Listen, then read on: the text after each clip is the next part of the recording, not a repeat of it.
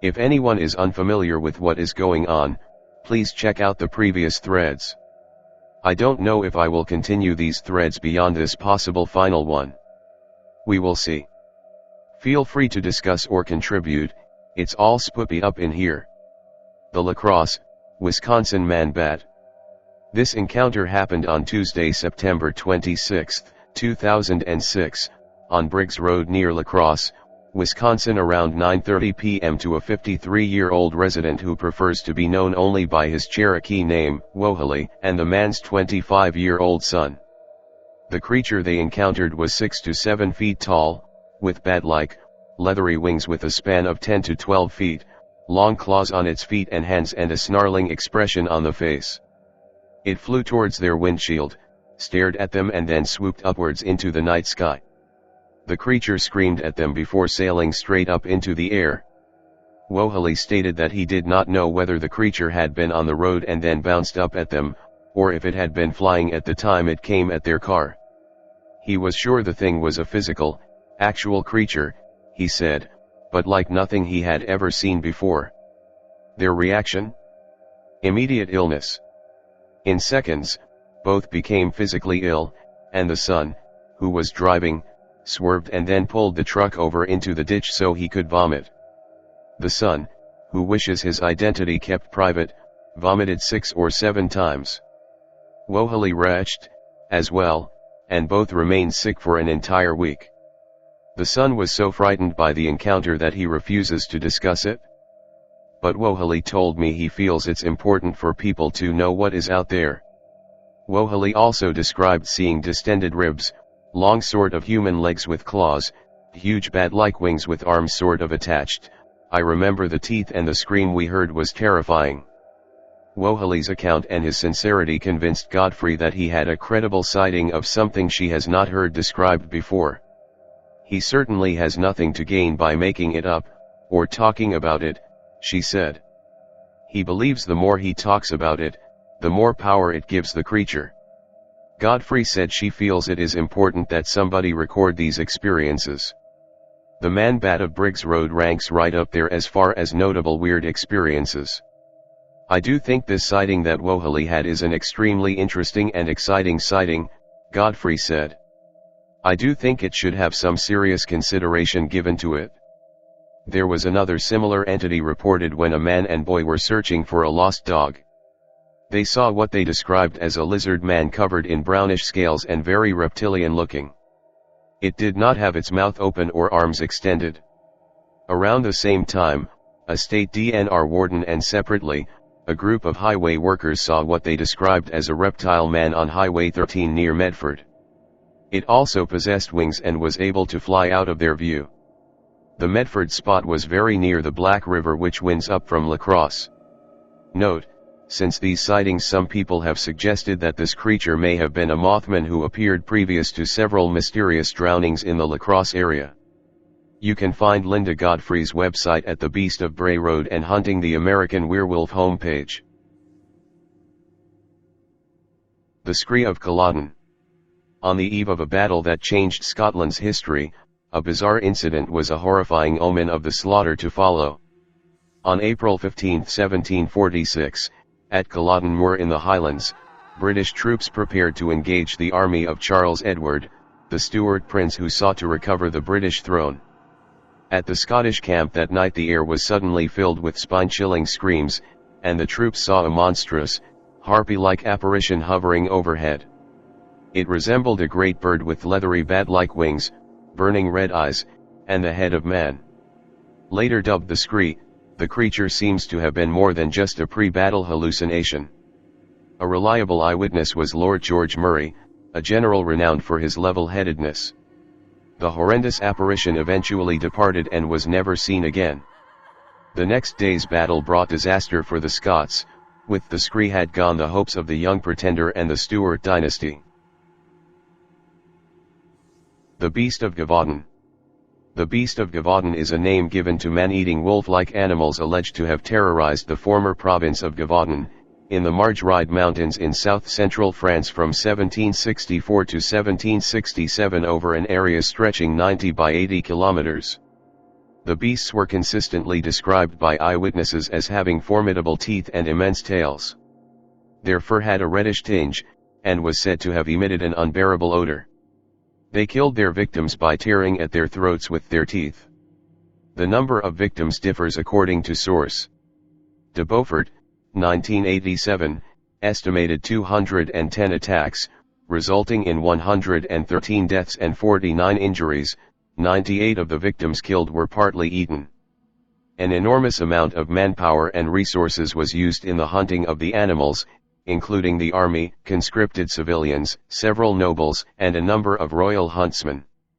Many explanations, either mutant, prehistoric beast etc., were put forward at the time and during the 2 centuries since, but none has ever been generally accepted.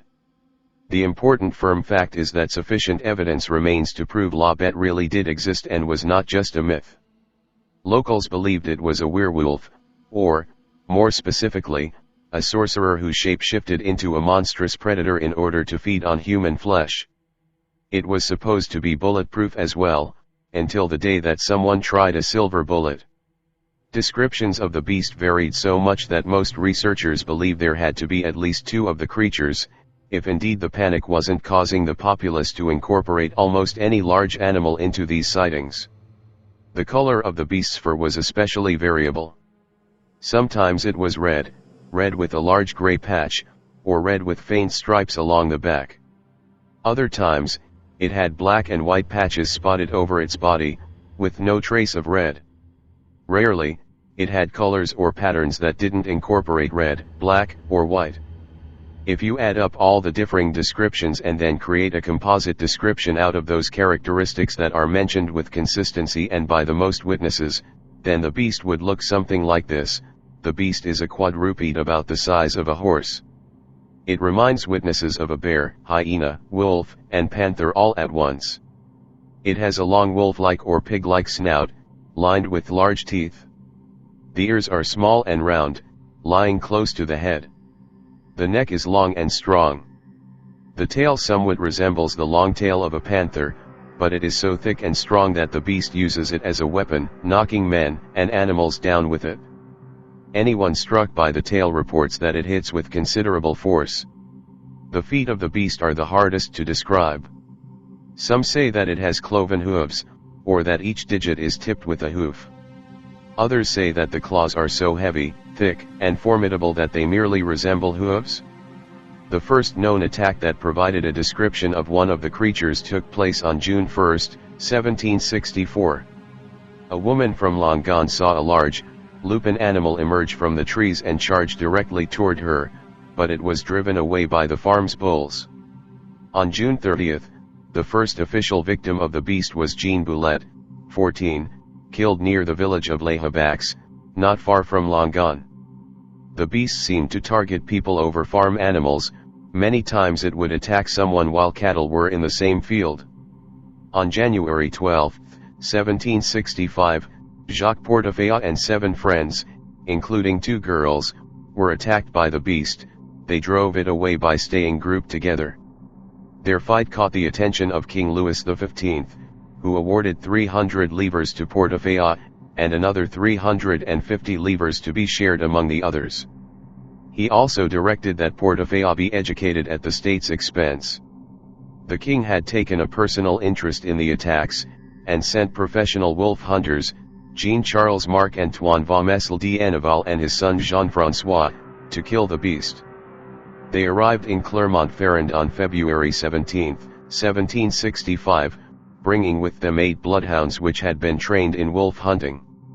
They spent several months hunting wolves, believing them to be the beast. However, the attacks continued, and by June 1765, they were replaced by François Antoine, the king's harquebus-bearer and lieutenant of the hunt. He arrived in Le Malzieu on June 22. On September 21, 1765, Antoine killed a large gray wolf measuring 80 centimeters, 31 inches, high, 1.7 meters, 5.6 feet, long, and weighing 60 kilograms, 130 pounds.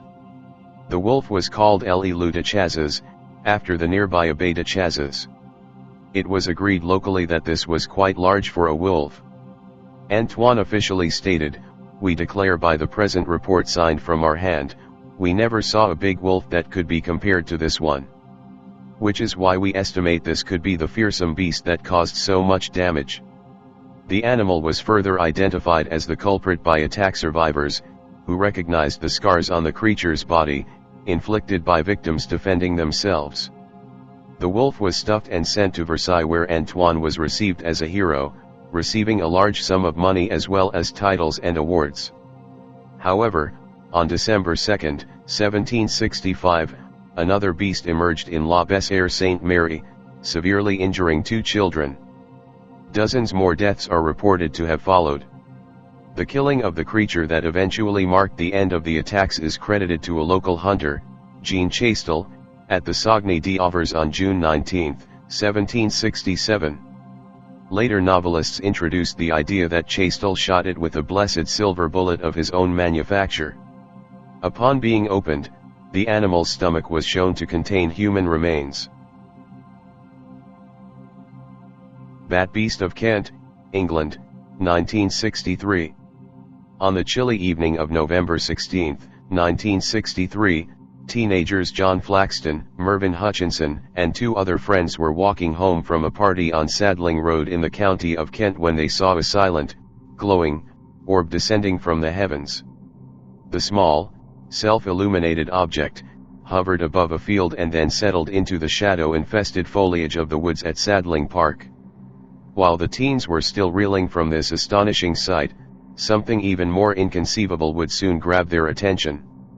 Moments after the extraordinary craft landed behind the trees, the teens noticed a shaking in the brush, and what emerged was one of the most unique creatures ever to be chronicled in ufology. The 4 shocked eyewitnesses claimed that they saw a shambling, quasi-humanoid figure emerge from the woods and waddle towards them. The beast apparently looked like a headless bat with large webbed feet and wings protruding from its back. In Hutchinson's own words, it didn't seem to have any head. There were huge wings on its back. Like bat wings. The group, understandably overwhelmed with fear, rushed away from the freakish bat thing and made their way to the nearest police station, where they related their tale to, what one must assume were, highly skeptical officers. Within weeks, other eyewitnesses came forth to claim that they too had seen the UFO on that fateful eve. John McGoldrick even claimed that he and a companion had discovered no less than 3 2-foot-long footprints in the area where the bat beast was seen.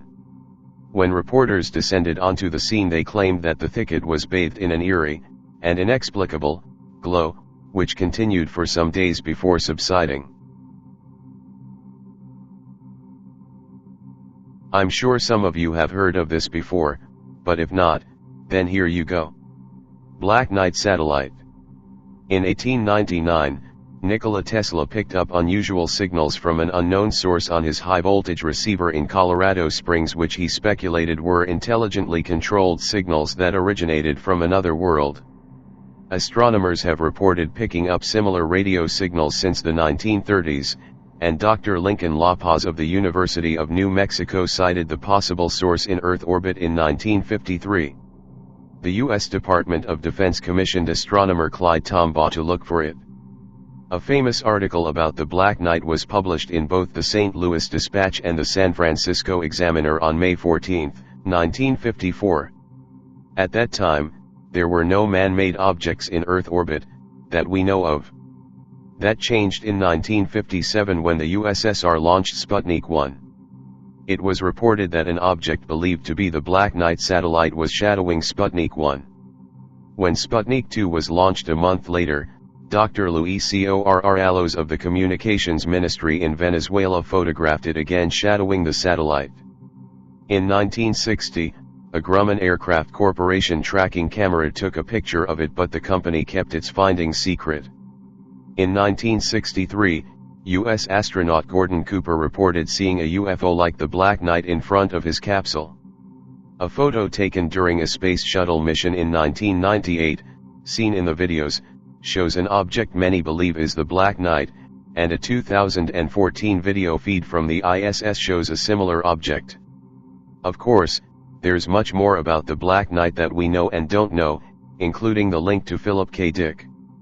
The military and space programs of both the US and Russia have acknowledged at least the possibility of its existence. Blackmail, the secret spot where people's alien letters arrive. There is often talk of what humankind's discussions with alien beings might be like in the event that an extraterrestrial civilization were successfully contacted. And yet, despite this, there are those among us who have been sending their own personal messages to aliens for years. Whether extraterrestrials ever actually received them is a different matter altogether, though one thing is clear, we do know where some of the messages may have ended up. 12 miles away from the infamous Area 51 facility near Groom Lake, Nevada, amidst an otherwise empty and featureless stretch of highway, stands a pair of white mailboxes. Mounted together on a single post, the battered containers are fitted with locks, and covered with stickers, scribblings, and graffiti of all kinds. Each of the boxes bears a name. The larger of the two has the word Steve Medlin written in bold black letters, and the one beneath it boasting an even simpler and recognizable term, alien. The mailbox, while existing in close proximity to Area 51, does in fact belong to a real-life person named Steve Medlin. Thus, no mail delivered here is received by any of the 4 or 5 species of extraterrestrial visitors presumed by some to be living in an underground complex below the base. According to Slate, Medlin, rather than being a go-between for the secret government, is a rancher who has lived nearby since the early 70s. He and his wife Glenda moved to a 900-square-mile cattle ranch in Tacaba Valley in 1973. That was 16 years before Bob Lazar appeared on television claiming that the Air Force base near the ranch, known unofficially as Area 51, was hiding alien spacecraft that crashed in the desert. Interestingly, during a recent visit to the site in July of 2014, YouTube user Wayne Lindbergh and his wife managed to speak with a Postal Service worker named Trish, an employee with the nearby Alamo, Nevada, post office, who provided some of the most up-to-date information about the famous, and at times unfortunate, mailbox.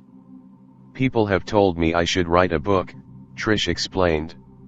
"The lower box is the alien box, if you want to send aliens letters," she says, noting that vandalism to the mailbox over the years had caused Mr. Medlin to have to build the white casing around his box, which was originally black, along with the addition of the smaller box for people's alien mail.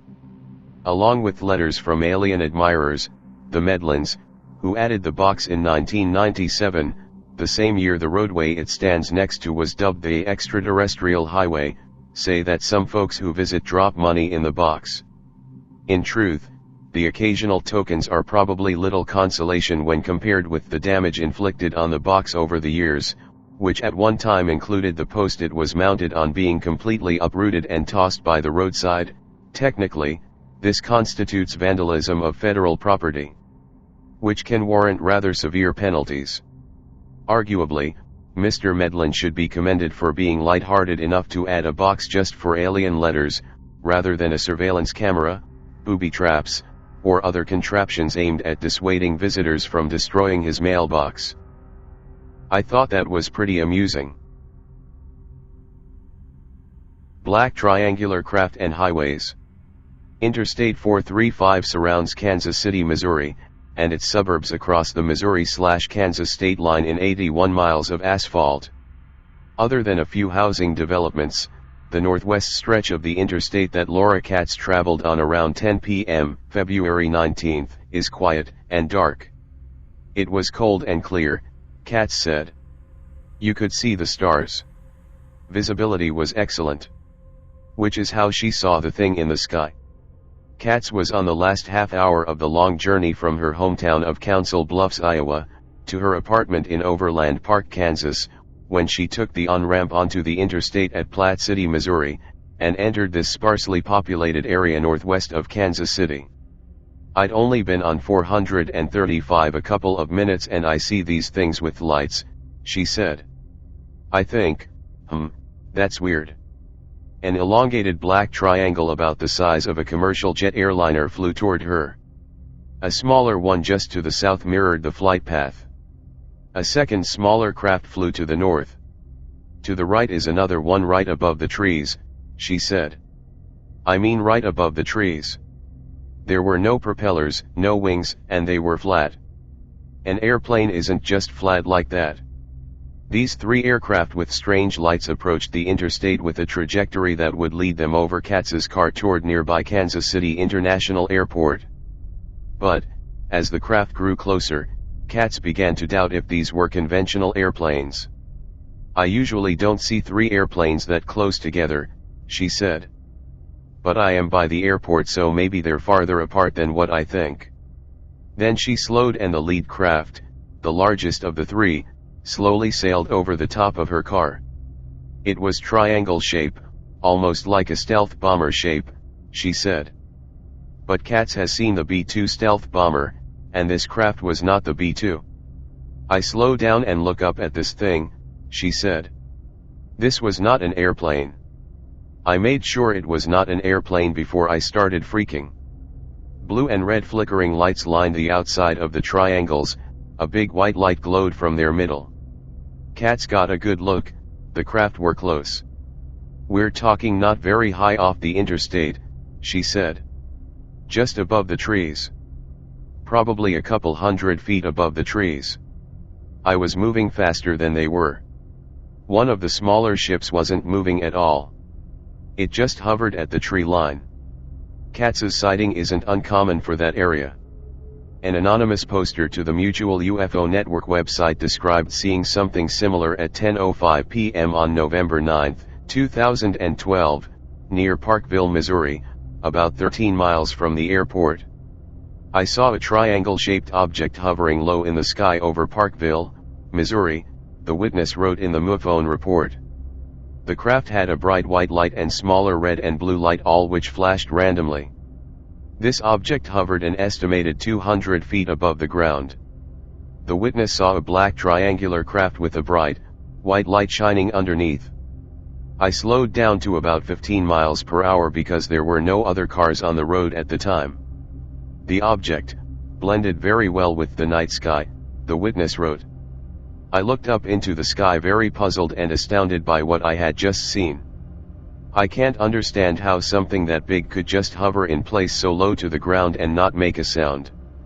Margie K., the Assistant State Director for the Missouri MUFON chapter, said Katz and the witness from Parkville aren't alone. There has been some UFO activity in that area, in particular along the river and along I-29 and I-435 at the Missouri/Kansas border, K said. There were 83 reported triangular craft in Missouri from January 2011 to February 19, 2013, with 26 of those being along this western corridor. Due to the proximity of Whiteman Air Force Base, home of the B-2 Spirit stealth bomber, 93 miles away, Fort Riley, 141 miles, and Offutt Air Force Base, 161 miles away, K doesn't rule out a terrestrial explanation. I would not be surprised at all if they are some top-secret military craft, she said. But that is just speculation. K's colleague in Kansas, MUFON field investigator Stan Saba, agrees. I'm not saying this is extraterrestrial, he said. Me and my colleagues believe it's something of a terrestrial origin. Over the past few years he's tracked black triangle sightings across the greater Kansas City area, and many of the sightings are the same. In his research, Saba has noted similarities in the sightings of black triangular craft. They are seen at specific altitudes, or very close to the ground, usually less than 500 feet. They are much slower than conventional aircraft. They are seen over interstate highways. They are seen over areas of dense population or over areas of economic development. No identifiable identification. Unconventional lighting. Specific flight paths. They have been confused for stealth aircraft, Saba said, and tries to rule out the B-2 from reports first. With the B-2 bomber, the way it is designed is to look like anything except an airplane. But in some sightings of black, triangular craft, the ships don't behave like the B-2. They demonstrate abilities that are not known by any other aircraft to have. stopping in midair, hovering, moving very slowly, then zooming out of sight very fast. When they disappear from their sight, it's like watching a Star Trek special effect of a starship going into warp. A common thread among these sightings is the interstate system. In the greater Kansas City area, people are most likely to see triangles on Interstate 653, Interstate 35, and Interstate 435, he said. It's kind of a long line. Some pilots call it IFR. I follow roads. And when you're traveling along the interstate, except for billboards, you have an excellent view of the sky. This link to terrestrial pilots is one of the reasons Saba said the ships may indeed be some of ours. He cited the words of former Skunk Works director Ben Rich from his book Skunk Works, a personal memoir of my years of Lockheed. We now have the technology to take ET home. If he was being honest with that quote, Saba said, "There's no telling what we have." However, Saba is also not ruling out that these ships could be extraterrestrial. Katz is sure they are. "I'm going between 50 and 65 miles per hour and they're just gliding through the air, something the military would cover in seconds," she said. "They were going so slow I could see them in my rearview mirror." She saw more than the 3 slow-moving black triangles on her drive home. "I go a few miles and there's another one, but not as big as the first," she said. "I get to the racetrack, Kansas Speedway, and there's one right above the Toyota dealership. It was a smaller one. It was stationary." Katz wasn't the only one in the car to know something was wrong. She had 3 pets with her. The most mellow cat, right before the Platte City exit, minutes before her first sighting, starts making this noise, she said. Not her normal meow. The other 2 were still, but one was making this noise, this odd noise.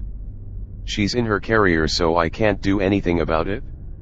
The cat continued to make this noise for miles. She didn't stop until we passed the last one. "Super weird," Katz said. Saba said there have been reports of similar pet reaction in relation to black triangle sightings. "I think they're UFOs, no doubt in my mind," Katz said. "I'm open to them being military, but I know they weren't airplanes." The legend of El Chupacabras has been part of border folklore since stories of the creature's existence in Puerto Rico emerged in the early 90s. The creature has rarely, if ever, been seen, but it leaves dead animals behind. Its name comes from the animal's reported habit of attacking and drinking the blood of livestock, especially goats. But El Chupacabras is very real to Cesar Garcia, who came out of his house Saturday morning and found 20 dead chickens. "I saw the chickens were dead, but there was no blood around the sheet metal in the coop," Garcia said. "All of them were just dead in one big pile. But, really, I don't know what it was because there was no blood. If it had been a dog, there would have been blood everywhere because a dog tears them apart." Garcia was puzzled by the wounds on some of the chickens, which he described as 2 pokes. "We looked it up on the internet, the chupacabras," he said. On Sunday morning, Garcia's brother-in-law, Miranda, found 10 more dead chickens in a different coop. Sheriff's deputies responded both mornings to investigate, Miranda said. El Paso County Sheriff's spokeswoman Chris Acosta confirmed that deputies went to the house in the 15,600 block of Slippery Rock. Miranda said he could not figure out why the family's 3 dogs did not bark either night. "Nobody heard anything. Nobody saw anything," he said. Miranda said whatever got the chickens left tracks that included a paw and a heel, and looked like chupacabras tracks they found on the internet. "We followed them all the way past the trailer over there, then over the fence. We walked about 4 blocks and then the footprints vanished." Henry Flores, director of the Paso del Norte Paranormal Society, said his group in the past has searched for El Chupacabras in far northeast El Paso and in Chaparral. The group may now expand the search to the Horizon City area. Chupacabras ranks right up there as one of the creatures that has supposedly been seen, Flores said. It's something we want to try to hunt down when we get a chance. On their past hunts, Flora said, the group has never glimpsed El Chupacabras, but has found fresh carcasses drained of blood. We do see some trails of remains that we think could be the Chupacabras, but we just don't know, he said. Tony Zavaleta, a professor of anthropology at the University of Texas Brownsville and an expert in border folklore, said the story of El Chupacabras is kept alive by Spanish-speaking media. The Chupacabra is a mythical creature, Zavaleta said. I reserve the right to say that until someone produces one. Zavaleta said belief in El Chupacabras has become something of a game to people. Belief is widespread in Latin America and the American Southwest because any mention of the creature quickly gets picked up in the Spanish-speaking media and feeds the craze. I don't like to use the word hysteria, but I'll use it with a small h, Zavaleta said. Usually, the stories start when a small mammal is killed by a possum, coyote, mountain lion, or something. Suddenly, people create an association with the Chupacabras. The Chupacabras craze was biggest in El Paso in 1995, when t-shirts with images of the goatsucker, based on witness accounts, were hot items. Chupacabra stories made the rounds in El Paso, Juarez that year, but one story stood out.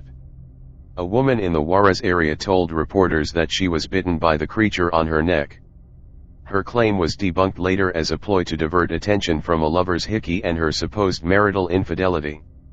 El Chupacabras even stumped TV FBI agents Fox Mulder and Dana Scully in a 1997 episode of The X-Files that starred Ruben Blades. But Garcia was left to wonder whether his trouble is over and whether it could have been worse.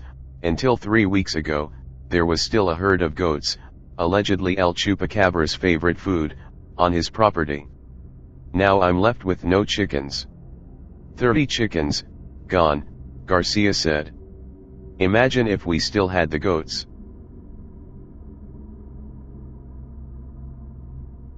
The Dogon Namos, amphibious gods from Sirius. The Dogon people are a reclusive tribe of cave and hillside-dwelling farming people inhabiting a sparse, rocky plateau in southeastern Mali, West Africa. They live in the Homberi Mountains near Timbuktu. Isolated topographically and culturally from the outside world for countless centuries, they may well appear on first sight to be exceedingly unlikely receptacles of highly advanced astronomical knowledge, which only goes to show just how easily we can be deceived by outward appearances. They are believed to be of Egyptian descent. After living in Libya for a time, they settled in Mali, West Africa, bringing with them astronomy legends dating from before 3200 BCE. At the center of their religious teachings is knowledge about a star that is invisible to the eye and so difficult to observe, even through a telescope, that no photographs were taken of it until 1970. The Dogon say they received their knowledge by visitors to the Earth from another star system. The star they describe is Sirius B. Its existence was first suspected by Western astronomers in 1844, when irregularities were detected in the movement of Sirius. It was supposed that Sirius must be affected by a second star, and in 1862, a faint companion star was finally detected. Sirius B is a white dwarf that, although small and faint, is extremely dense and heavy enough to exert an influence on Sirius A. The Dogon name for Sirius B, Po Tolo, consists of the word for star, Tolo, and Po, the name of the smallest seed known to them. By this name they describe the star's smallness. It is, they say, the smallest thing there is. They also claim that it is the heaviest star, and white. The Dogon thus attribute to Sirius B its three principal properties as a white dwarf: small, heavy, white. They go on to say that it has an elliptical orbit, with Sirius A at one foci of the ellipse, as it is, that the orbital period is 50 years, the actual figure is 50.04 plus or minus 0.09 years, and that the star rotates on its own axis. It does. The Dogon also describe a third star in the Sirius system, called Mya, sorghum female. In orbit around this star, they say, is a single satellite. To date, Mya has not been identified by astronomers. In addition to their knowledge of Sirius B, the Dogon mythology includes Saturn's rings, and Jupiter's 4 major moons. They have 4 calendars, for the Sun, Moon, Sirius, and Venus, and have long known that planets orbit the Sun. The Dogon say their astronomical knowledge was given to them by the Namos, amphibious beings sent to Earth from Sirius for the benefit of mankind. The name comes from a Dogon word meaning to make one drink, and the Namos are also called masters of the water, the monitors, and the teachers. Several specialists now claim they have found a long-sought final evidence of visits made to Earth by ancient astronauts. The myths of the Dogon tribesmen of Mal, West Africa, contain astronomical knowledge which the native people could have neither learned by themselves nor guessed. Obviously, the researchers say, some more advanced civilization told them. These fascinating Dogon legends speak of Jupiter's 4 moons and Saturn's rings, which were not seen by human beings until the invention of the telescope. They speak of the star Sirius and of a pair of invisible companions. One of them circles Sirius every 50 years, the legends declare, and is made of a metal that is the heaviest thing in the universe. Astronomers have discovered that such an object, called Sirius B, does exist, but only the most sophisticated and sensitive instruments, unavailable, of course, to the Dogons, can detect it from the Sirius Mystery, by James Oberg. The Namos. The Dogon tells the legend of the Namos, awful-looking beings who arrived in a vessel along with fire and thunder. After they arrived here, they put out a reservoir of water onto the earth, then dove into the water. There are references in the oral traditions, drawings, and cuneiform tablets of the Dogons, to human-looking beings who have feet but who are portrayed as having a large fish skin running down their bodies. The Namos were more fish-like than human, and had to live in water. They were saviors and spiritual guardians. The Namo divided his body among men to feed them. That is why it is also said that as the universe had drunk of his body, the Namo also made men drink. He gave all his life principles to human beings. The Namo was crucified and resurrected, and in the future will again visit the earth, this time in human form. Later he will assume his amphibious form and will rule the world from the waters. Dogon mythology is known only by a number of their priests, and is a complex system of knowledge. Such carefully guarded secrets would not be divulged to friendly strangers very easily. If the star Mya is eventually discovered in the Sirius system, this would give considerably weight to the Dogon story. The Namos, who could live on land but dwelled mostly in the sea, were part fish, like merfolk, mermaids and mermen. It was from the Namos that the Dogon claimed their knowledge of the heavens. Carl Sagan concluded that the Dogon could not have acquired their knowledge without contact with an advanced technological civilization. He suggests, however, that civilization was terrestrial rather than extraterrestrial. Western Africa has had many visitors from technological societies located on planet Earth. The Dogon have a traditional interest in the sky and astronomical phenomena. As Sagan noted, if a European had visited the Dogon in the 1920s and 30s, conversation would likely have turned to astronomical matters, including Sirius, the brightest star in the sky and the center of Dogon mythology. In 1966, Robert Temple, a fellow of the Royal Astronomical Society and the author of several books, happened to read some of the Grial material on Dogon cosmology, and in 1968 he obtained an English translation of L. E. Renard Pale. He became interested in the question of how the isolated Dogon could have known for hundreds of years that Sirius, one of the brightest stars in the sky, has an invisible companion, Sirius B. Sirius B, a type of star called a white dwarf, is so small that it cannot be seen without a telescope. It was completely unknown to astronomers until 1862, when the American astronomer Alvin Clark managed to see it for the first time. Sirius B, like all white dwarf stars, is composed of densely packed matter that, if it is not the heaviest matter in the universe, is very close to it. It was not discovered until around 1926 that white dwarfs are so heavy that a cubic meter of one may weigh as much as 20,000 tons. It was also discovered that Sirius B orbits Sirius A in an elliptical orbit that takes 50 years to complete. Sirius B was finally photographed in 1970. How did the Dogon know about Sirius B, when they had no telescopes? How, for that matter, did they know that Saturn has rings, that the moon is dry and barren, and that Jupiter has 4 large moons? These 4 moons of Jupiter are called Galilean, because Galileo was the first to see them when he pointed his telescope at Jupiter. The moons of Jupiter and Saturn's rings are only visible through a telescope.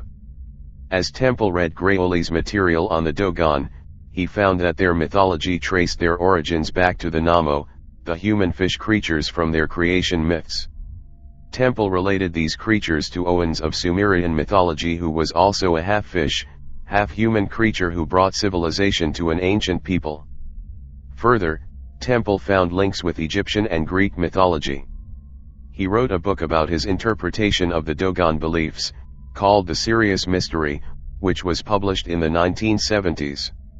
In the book, Temple contends that the Namo were extraterrestrials who came to Earth from a planet in the Sirius system.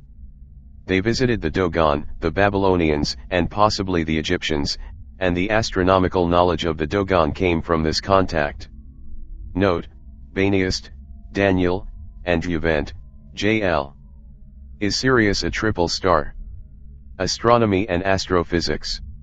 Volume 299, 1995, pages 621 to 628. In 1995, these 2 French astronomers published the results of years of study, stating that a small, red dwarf star seems to exist in the Sirius star system. They have detected a perturbation in the orbit that cannot be explained by any other means. The Jinmenkin.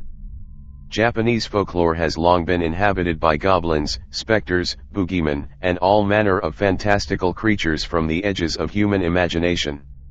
While many of these bizarre beings are understood to be firmly planted in the realm of myth, occasionally there is one that stretches at the curtain between the real and the unreal. In such cases, the line between pure folklore and reality becomes blurred, making it difficult to completely ascertain where one ends and the other begins. In some cases, we can have a creature which on the face of it may seem to be obviously a purely mythical construct, yet still remain persistently cited and documented to the point that it seems worthy of investigating further. The human-faced dogs of Japan are one such case. The Jinmenkin, roughly translated as the human-faced dog, is typically said to be about the size of a medium-sized dog, often with matted or dirty-looking hair. From a distance, an observer may mistake one for just an ordinary mangy stray dog, yet on closer inspection see that these dogs possess a human face. The eyes are often deep-set and sad, and the tail is most commonly between the legs in an apparent gesture of passiveness or cowardice. An even more shocking revelation than the human face is their purported ability to speak. Typically, a Jinkenman will implore those who come across it to leave it alone, but on rare occasions will hold simple conversations. Jinkenmen are persistent in Japanese folklore, yet there seems to be more to them than that. Throughout the Edo era, from 1603 to 1868, these human-faced dogs were often encountered and cited by locals, to the point that they were occasionally featured in the news publications of the time. In addition to the sightings, Jinkenmen were at times allegedly exhibited at Maismono, which were a type of Japanese carnival sideshow popular during the Edo era. These sideshows were somewhat of a cabinet of curiosities, typically featuring menageries of exotic animals, mounted displays, or mummified remains of bizarre creatures or monsters, gaffs, mystical artifacts, and all manner of the strange and bizarre. Taxidermy specimens of Jinkenmen were often seen on display at such shows, and on occasion even live specimens were shown. In such shows, the Jinkenmen would be paraded about for all to see and became quite popular attractions. It is not clear whether these were actual Jinkenmen or regular dogs somehow altered to look like such through illusion and trickery, yet the fact remains that there are numerous accounts of these exhibitions, and they were certainly observed by many people. It was not only commoners that marveled at these creatures in such sideshows either. One publication of the time included the testimony of a visiting zoologist, who remarked upon laying his eyes upon one such specimen. Translated from the Japanese, there cowering and whimpering in the corner of the display booth I saw the hunched-over form of what I first took to be a typical Shiba Inu, although of a somewhat more pungent odor. Then the thing looked up with sad eyes and I could see clearly that it was the face of a human being, albeit with the empty, soulless gaze of an animal. I immediately assumed trickery upon seeing such an aberration, yet if one had forged such a horrific sight then they had done so with such ingenuity and craftsmanship that I was unable to ascertain it as such. If this was some sort of macabre taxidermy of a living thing, then it was done without any visible indication of such. I could see no apparent stitches or artificial connection between human face and dog. I was eager to be on my way from such a ghastly abomination, and the thing's gaze left me with a deep unease long after I had left. It is interesting to note the feeling of unease the zoologist experienced. Premonitions of dread or feelings of deep despair are common occurrences in those who see Jinmenkin. Reports of Jinmenkin hypnotizing onlookers or inducing urges to get away are also not uncommon in accounts. Additionally, Jinmenkin are often considered to be portents of doom or disaster. Sightings of Jinmenkin are not merely confined to the rural Japan of the Edo era. Eyewitness accounts of Jinmenkin sightings persist right up to the modern day. There are many reports of eyewitnesses describing coming across what they first take to be dog, only to have it turn around to display its human face. Other reports showcase the Jinmenkin's apparent great speed as they are described as running playfully alongside cars on darkened roads, sometimes screaming or whooping as they do so. These sightings occur mostly at night in rural areas, yet this is not always the case. During the 1980s, a human-faced dog was often sighted rummaging through garbage in the back alleys of Tokyo's Shibuya district, which is a well-developed, bustling urban shopping area. Other sightings have been reported from other urban areas behind crowded restaurants, in alleyways, or in the darkened parking lots of apartment buildings. What do we make of these reports? As detached from reality as the notion of human-faced dogs may seem, theories abound as to what could be behind the sightings and stories. These theories range from the somewhat plausible to the downright absurd. Among the more far-out ideas are that the Jinmenkin are the spirits of traffic accident victims or dogs possessed by evil spirits. Others say that they are the result of secret biological experiments performed in labs. It has even been suggested that these human-faced dogs are the chupacabras in Japan. Perhaps a more realistic candidate for the stories of human-faced dogs in Japan may be found in Japanese macaques. These primates are found all over Japan, and in many ways they could resemble a dog under less than favorable sighting conditions, such as at night when most sightings occur. They have faces that could be seen as somewhat human-like, and make a wide range of vocalizations which could possibly be misconstrued as speech by a frightened onlooker. Japanese macaques are also not confined to wilderness areas. In many locales, these monkeys are extremely bold in venturing into suburban or even urban areas where they roam about and raid garbage bins, one hallmark of many Jinmenkin sightings. Could someone not familiar with seeing macaques mistake one for a human-faced dog under the right conditions? Real or imagined, whatever the Jinmenkin are, they seem to be something that has crawled out from the confines of mere myth and folklore. Is there something to the stories? Perhaps somewhere out there is some explanation, or at the very least something close to an answer for these enigmatic creatures. Until then, if you are ever in Japan, make sure you keep an eye to the dark alleys. You never know what may be peering back at you from the shadows. Killer clowns are coming.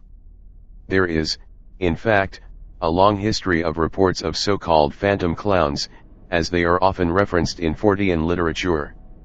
Researcher Lauren Coleman's exhaustive survey of America's oddities, Mysterious America, detailed one such flap of phantom clowns that occurred in New England in 1981. Investigative counselor Daniel O'Donnell of the Boston Public School District even sent a memo to all the district's elementary and middle school principals saying, "It has been brought to the attention of the police DEP and the district office that adults dressed as clowns have been bothering children to and from school. Please advise all students that they must stay away from strangers, especially ones dressed as clowns. The clowns spread from city to city: East Boston, Charlestown, Cambridge, Canton, Randolph, and other cities near Boston. Police even tried stopping birthday clowns and other clown businesses to investigate, but all were legitimate and no arrests were made. A couple other frightening reports of a clown in a yellow van, this time, ordering a girl to get inside the van while brandishing a knife. Another clown, or possibly a different one, wielded a sword a couple days later in Kansas. The clown in the yellow van was wearing a black shirt with a devil picture on the front, and 2 candy canes on the sides of his black pants. Similar reports of phantom clown flaps would occur in Australia around that time, although this wouldn't be the last we'd hear of the phantom clowns in the United States. Coleman recounted a similar report that occurred in Chicago in 2008, where, much like the reports from Boston, an evil clown purportedly tried to lure children into a vehicle. In the October 2008 incidents, a man wearing clown makeup and a wig is using balloons in an attempt to lure children into his vehicle on the south side of Chicago, Illinois. Police issued an alert about a week after a man with a similar description was spotted on the west side. The near abductions were reported in the 8300 block of South Mackinac and the 10,000 block of South Normal, according to a community alert by Calumet area detectives. The more dire implications here, of course, are that at various times there have been predators, or possibly groups of them, who have sought to use the appearance of a clown to lure children away from safety. An idea which, as a culture of fear has grown increasingly around it, removes the possibility that such tactics could be employed effectively in the future. This might not preclude the possibility, as we appear to be seeing in Bakersfield, California, that some might continue to employ the evil clown meme for other reasons, which appear to have everything to do with harassment and inciting fear among portions of the given locality. It should be noted, following the above line of thought, that many of the more frightening fictional portrayals of evil clowns, namely that of Stephen King's Pennywise character, wouldn't appear until 1986, 3 years after the publication of Coleman's Mysterious America, which first documented such appearances. The arrest and subsequent trial of serial killer John Wayne Gacy, however, had occurred in 1980, and had been publicized at the time. Argentine villagers fear UFOs are the lanterns of the devil. Bright flashing lights are appearing out of nowhere on rural roads in the Abaque Islands of Argentina. Residents report that the lights are too intense to be oncoming vehicles. Besides, when they get to the spots where the lights were, there's no car or truck to be seen. They wonder if the lights might be from UFOs, but what they fear the most is that they are Farol de Mandinga, the lanterns of the devil. Also known as La Luz Mala or the evil or bad light, Farol de Mandinga, sometimes called Farol de Diablo, is the name natives of swampy areas in northern Argentina give to low-lying lights that seem to appear shortly after sunset. The lights are described as intensely bright with wisps emanating from them. The lights float and dance to entice people to follow them despite the sound of cries of pain that come from them. A lucky few will be led to the foot of a hill where treasure is buried. Most will instead find broken pottery containing decaying human remains, what's left of the sinners whose souls have become the lights. The remains are said to be fatal to anyone who touches or even smells them, which is why they carry a blanket to put over their head. No wonder the residents of the Abaque Islands fear them. The islands are swampy low-lying areas between the Parana and Uruguay rivers. There are few vehicles on the roads, so people like this eyewitness are surprised by the sudden appearance of the lights. At the time, amid the solitude of the country, you do not know what to do, because it is very surprising, are like the headlights of an oncoming car head-on, but when you look back, nothing, no vehicle, only the lights, flashing and go. Are these lights the feared Farol de Mandinga, UFOs, or something else? The something else could be ignis fatuus, the Latin phrase meaning foolish fire used to describe the bright lights often called will-o'-the-wisp in the US that are caused by the combustion of swamp gases. Whatever these lights are, no one wants to see them on long, lonely, desolate stretches of highway unless they're looking for buried treasure, a ghostly adventure or inspiration for a country western song. The Saga of the Narrabeen Elephant Monster. On far more than a few occasions I have been asked the following question: what is the strangest unknown animal lurking in the woods, jungles, or mountain ranges of our world? Well, first and foremost, there are plenty of them. And, second, each and every one of them is undeniably odd. After all, how else would you describe Bigfoot, the Loch Ness Monster, and the Chupacabras other than as downright weird? But, here's the important thing to take note of: some of the strange critters that populate our world are far, far weirder than others. And a select few are what can only be termed really bizarre.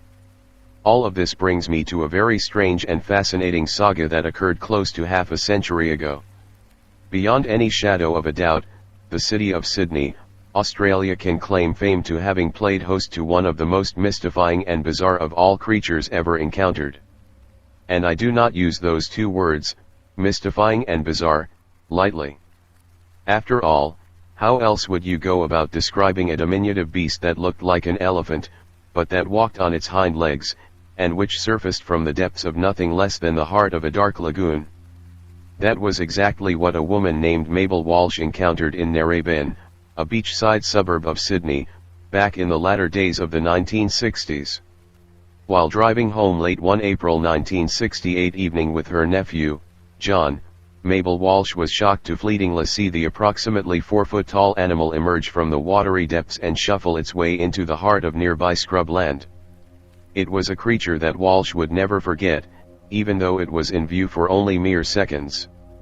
When you read Walsh's description, you'll instantly see why the image of the creature never left her. Gray, like an elephant, in color, and with what looked like a tough, leathery skin, it had a snout resembling that of an anteater, a slim trunk, long back legs, and a pair of very short forelimbs that dangled limply as it waddled along, sideways, no less, by the edge of the road before vanishing into the scrub. The local newspaper, the Daily Telegraph, recognizing the publicity that the story would surely create, splashed the details across its pages. In an article titled, "And Now It's the Monster of Narrabeen," and with the subtitle of, "Loch Ness Was Never Like This," the details of Mabel Walsh's amazing story tumbled out, something which provoked yet more reports of the fantastic creature to surface.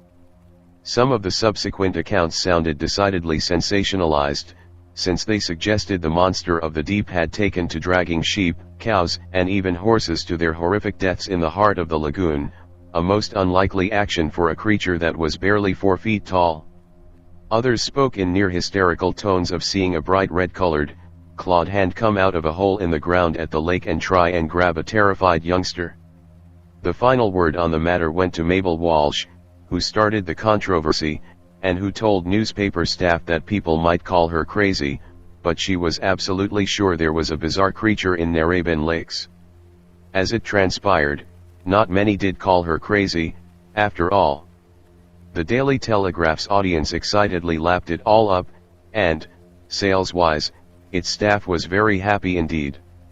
As is so very often the case when it comes to sightings of truly unusual and near-unique beasts, the account of Mabel Walsh remains as unresolved today as it was way back in April 1968. Unless, that is, you know better. The mystery of the Alaska Triangle.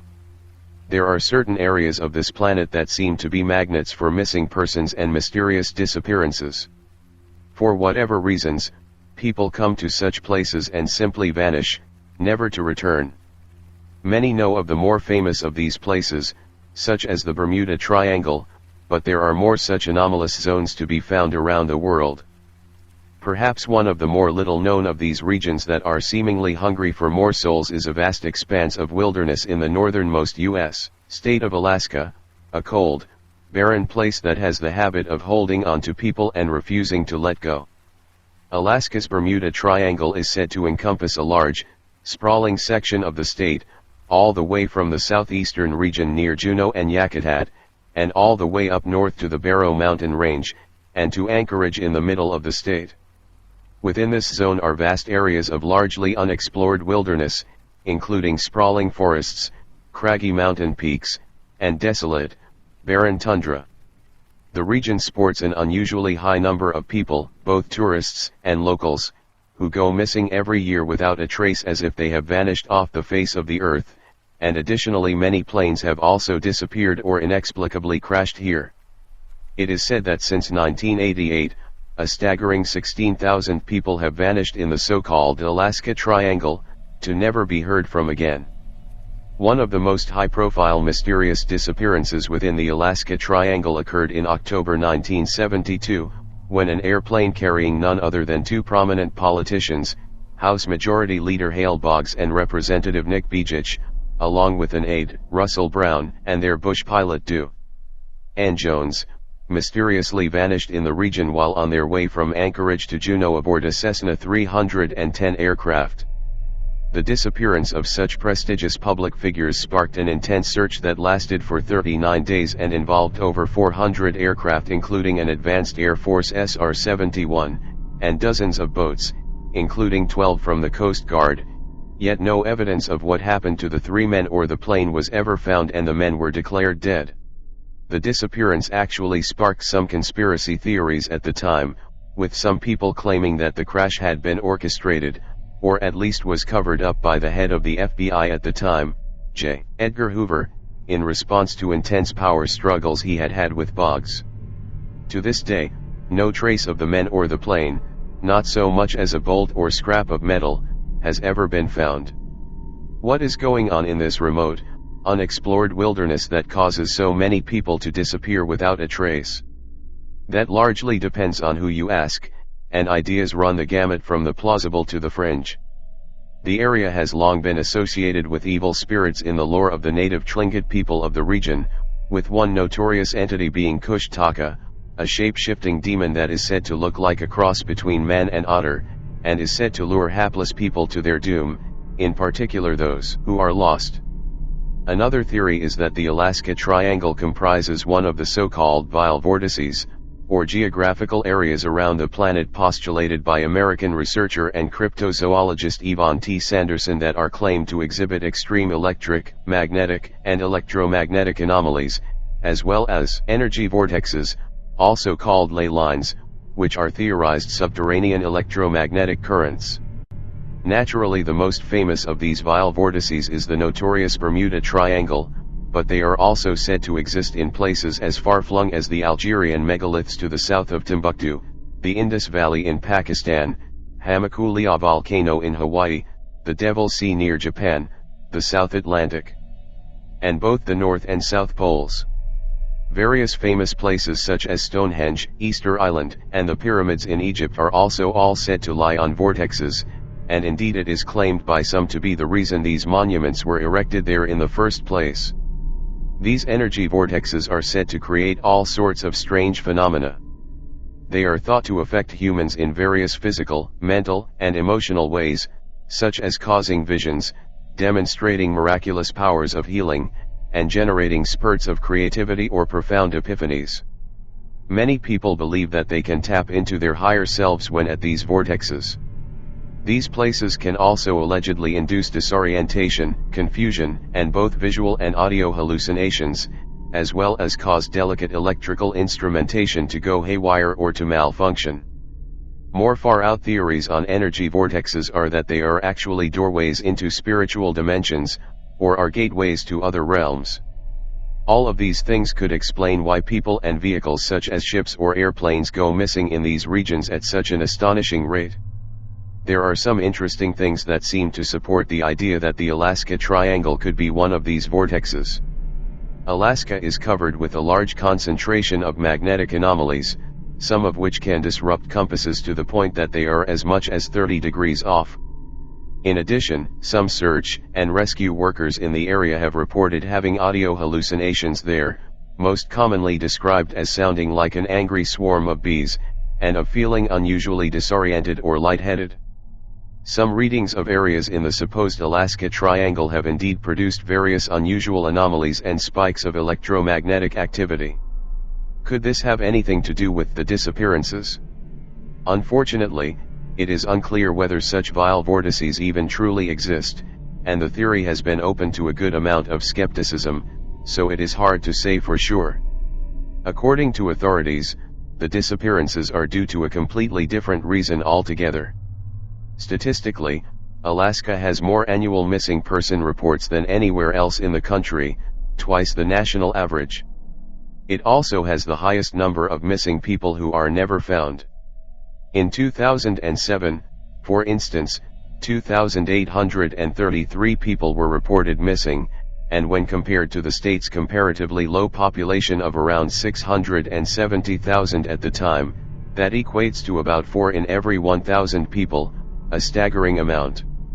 The reasons for this are many. Alaska has vast swaths of remote wilderness. Over half of the entire nation's federally designated wilderness recognized when the Wilderness Act was passed in 1964, around 57 million acres of it, with even more that is not specifically designated as protected land, and much of this is nearly completely untouched by humans. This harsh landscape is full of all manner of perils, including unforgiving weather, hazardous terrain, dangerous wild animals, and harrowing geological dangers, with Alaska being the home of around 100 active volcanoes.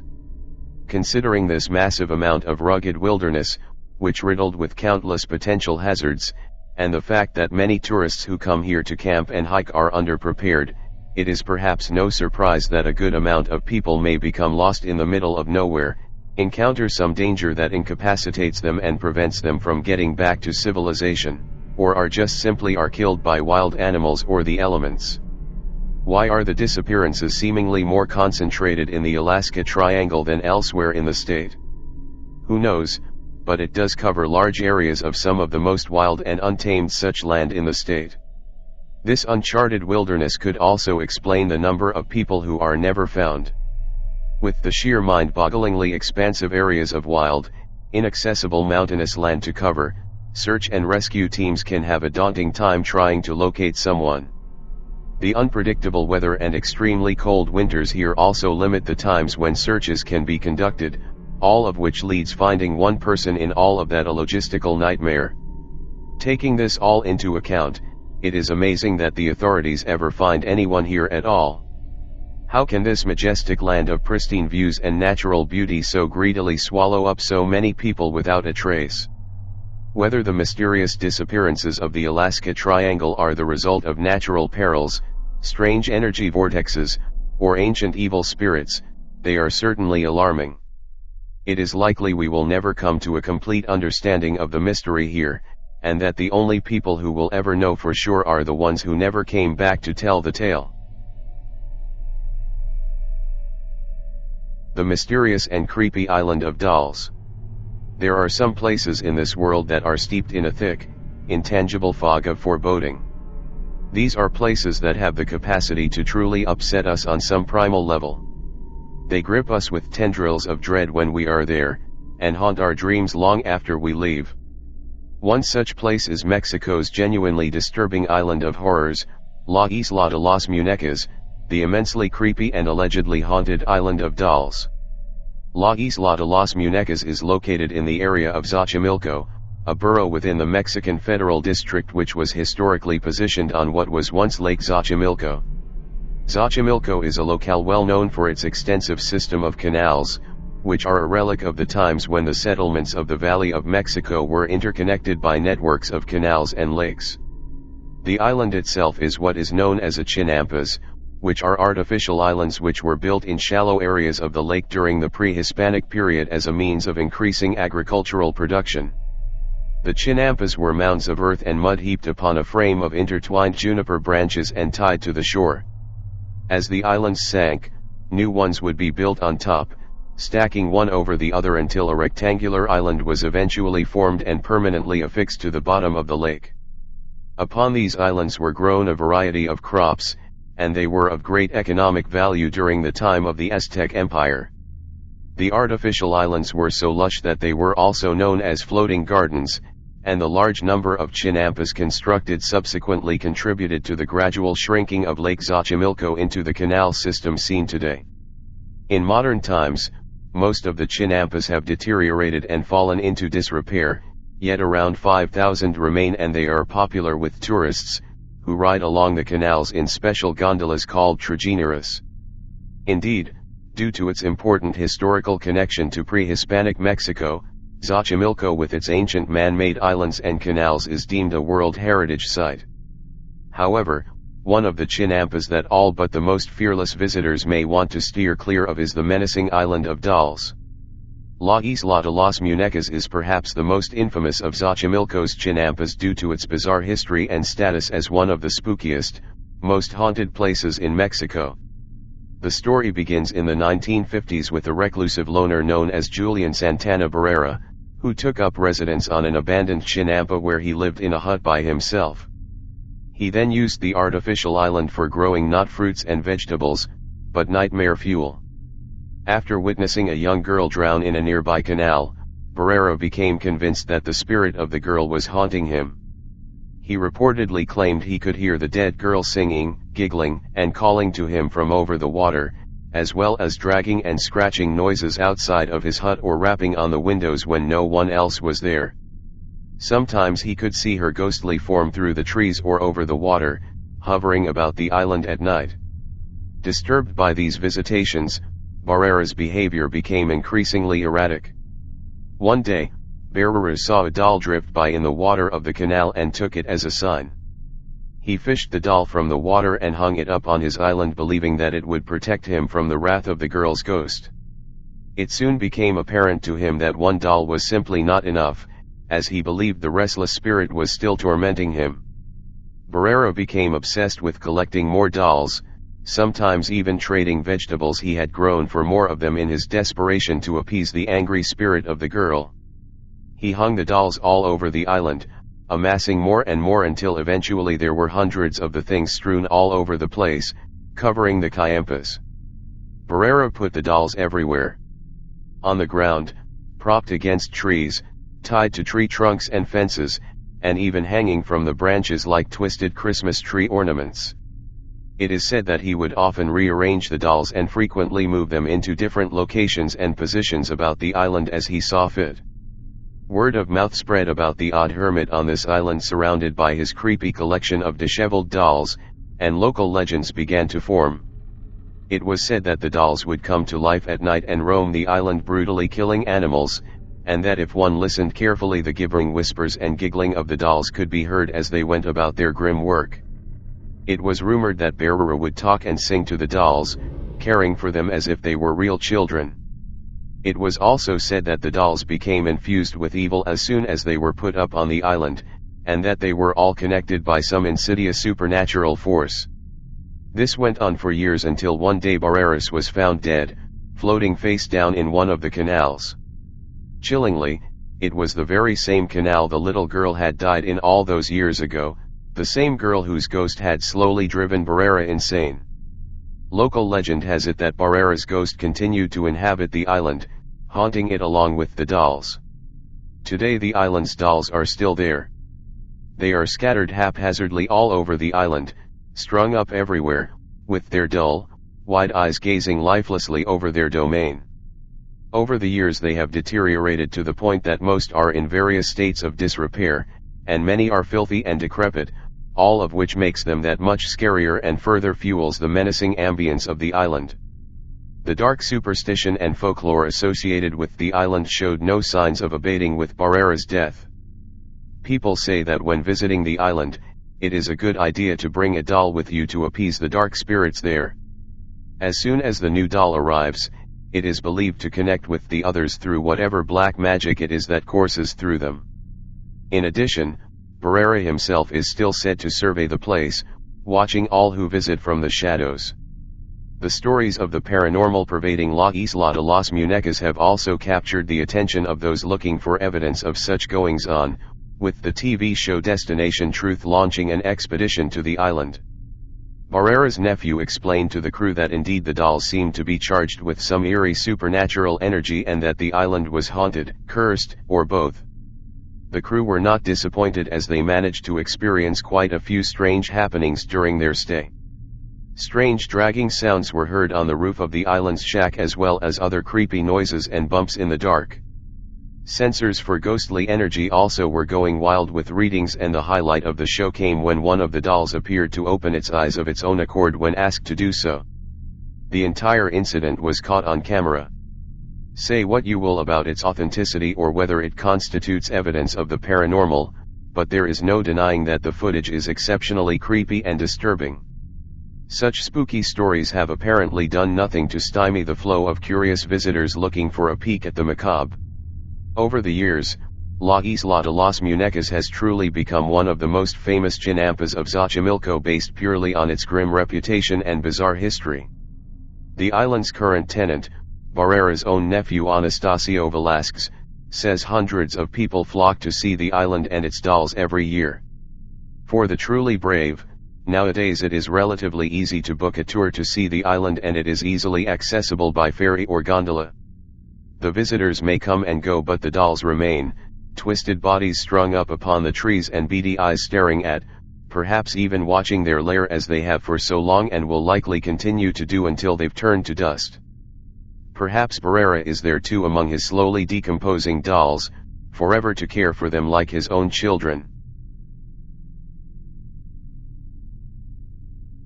Edison worked on a spirit phone to record voices of the dead. A long-lost chapter of the memoir of Thomas Edison has been found and published in France, and it contains details of the great inventor's plans to build a device to record the voices of the newly departed. Edison's original memoir is called Diary and Sundry Observations and was published in 1948, 16 years after his death. The first edition of the book contained a last chapter called Spiritualism, a collection of essays in which Edison talks about his beliefs in an afterlife and a way to communicate with the dead. I believe, rightly or wrongly, that life is indestructible. I am inclined to believe that our personality hereafter will be able to affect matter. If this reasoning be correct, then, if we can evolve an instrument so delicate as to be affected, or moved, or manipulated, whichever term you want to use, by our personality as it survives in the next life, such an instrument, when made available, ought to record something. I have been at work for some time building an apparatus to see if it is possible for personalities which have left this earth to communicate with us. Edison worked on what has come to be called the telephone to the dead during the last 10 years of his life. Part of the work involved amplifying the sounds from his phonograph in hopes the background noise would contain spirit voices. As an insurance policy, he also made a deal with engineer William Walter Dinwiddie that whoever died first would attempt to leave a message on the machine. The device has never been found, and his family had the chapter removed from all subsequent editions of the book. Until now. In cooperation with Philippe Baudouin, a French radio presenter and philosopher, a French publisher is releasing the entire text with the missing chapter included in a book titled Le Royaume de l'au-delà, The Kingdom of the Afterlife. Baudouin summarized Edison's quest in this way: Edison imagined being able to record the voice of another being, to be able to make audible that which isn't, the voice of the dead. Was Edison on the brink of what would truly have been his greatest invention? Crank up your phonograph and see if he's left you a message. Which woman, El Chupacabras, alien being, or what? La Tunda, or which woman, when seen as herself and not in one of her shape-shifting forms, is a very ugly woman. Some people say that one of her feet is shaped like a molinillo, the wooden stick used to stir chocolate in Colombia. Others say that the foot is made of the root of the tingui tree. The other leg looks like that of a child. Either way, it is not very appealing. She hunts along the coast for children who have not been baptized, los moritos, disobedient children, and unfaithful men. To each of them, she appears as their mother or another loved one and lures them into the jungle. Once in the jungle, she feeds them shrimp and crab that she, farts on? She feeds them shrimp and crab that she farts on. Something about that fart hypnotizes her prey and makes them stupid. When a person has succumbed to her fragrant food, they are said to be intundados. A person intundado then follows and loves the tunda and rejects humanity. The encounter with the Tunda is always tragic, unless a combination of the godfather, godmother, priest, and parents come to the rescue. Excerpt from Raising Colombian Children. Here's another description. From the union of the devil and the sexy negrita came a host of infernal creatures, including the legendary La Tunda, a black woman with huge lips and a clubfoot. As a child of the devil, La Tunda couldn't bear children of her own, and so robbed those of black folk in Esmeraldas. To persuade youngsters to follow her, La Tunda could make herself look like a child's mother, beloved aunt, or older sister, but once La Tunda beckoned her victims into the forest, she farted in their faces. Soon thereafter, the stink would render the victims so docile that she could easily lead them to her lair. Wise parents never let their children run around without dogs, who were known to frighten La Tunda. Excerpt from Wild River Review.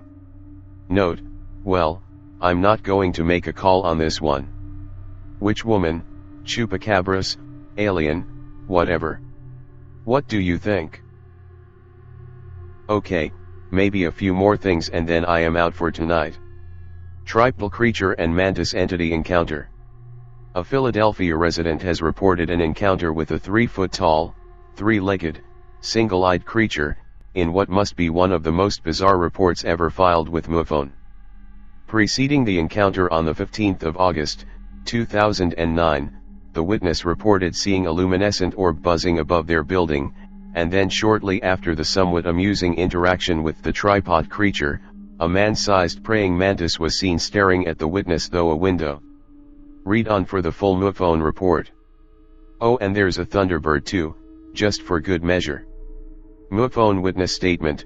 On August 15, 2009 at 2:45 a.m. I was buzzed for about 5 seconds by a 4-foot round luminescent orb on the roof of the building that I work in Philadelphia. It materialized about a foot away from me, blocking my way and making a buzzing sound. It then took off and dematerialized in approximately a 6 feet distance. At this time I decided to turn around and leave the roof. About an hour later at 3:45 a.m. I was walking through a machine room on the roof, near the same location of the orb, when I encountered a 3-foot-tall tripped creature. It was standing by an electrical transformer looking up at the conduits. I observed it for about 30 seconds from a distance of 4 feet before it turned around and noticed me. I was looking down at it.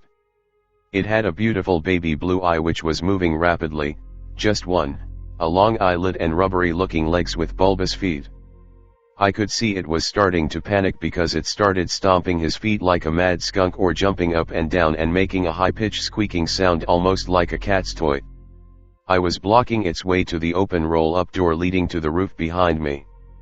I put up an open hand in a gesture to let it know that I wouldn't hurt it and backed up towards a different part of the machine room, away from its path to the door, but kept my eye on the creature. I watched it walking down the aisle slowly when it started to move. It stopped where I had turned to get out of its way. It then turned and looked me over for a couple of seconds. I couldn't help myself and started to laugh at it. I felt like a child who saw a monkey for the first time or something. I got the impression that it was thanking me, but I think I also offended it because it started to leer at me and its eye changed to a lighter color. I could be wrong, it may have took a bow. The trip then took off running in the direction of the door, disappearing behind machinery in the area. I didn't feel threatened in any way by this creature, but I was quite sure that cornering it was a bad idea.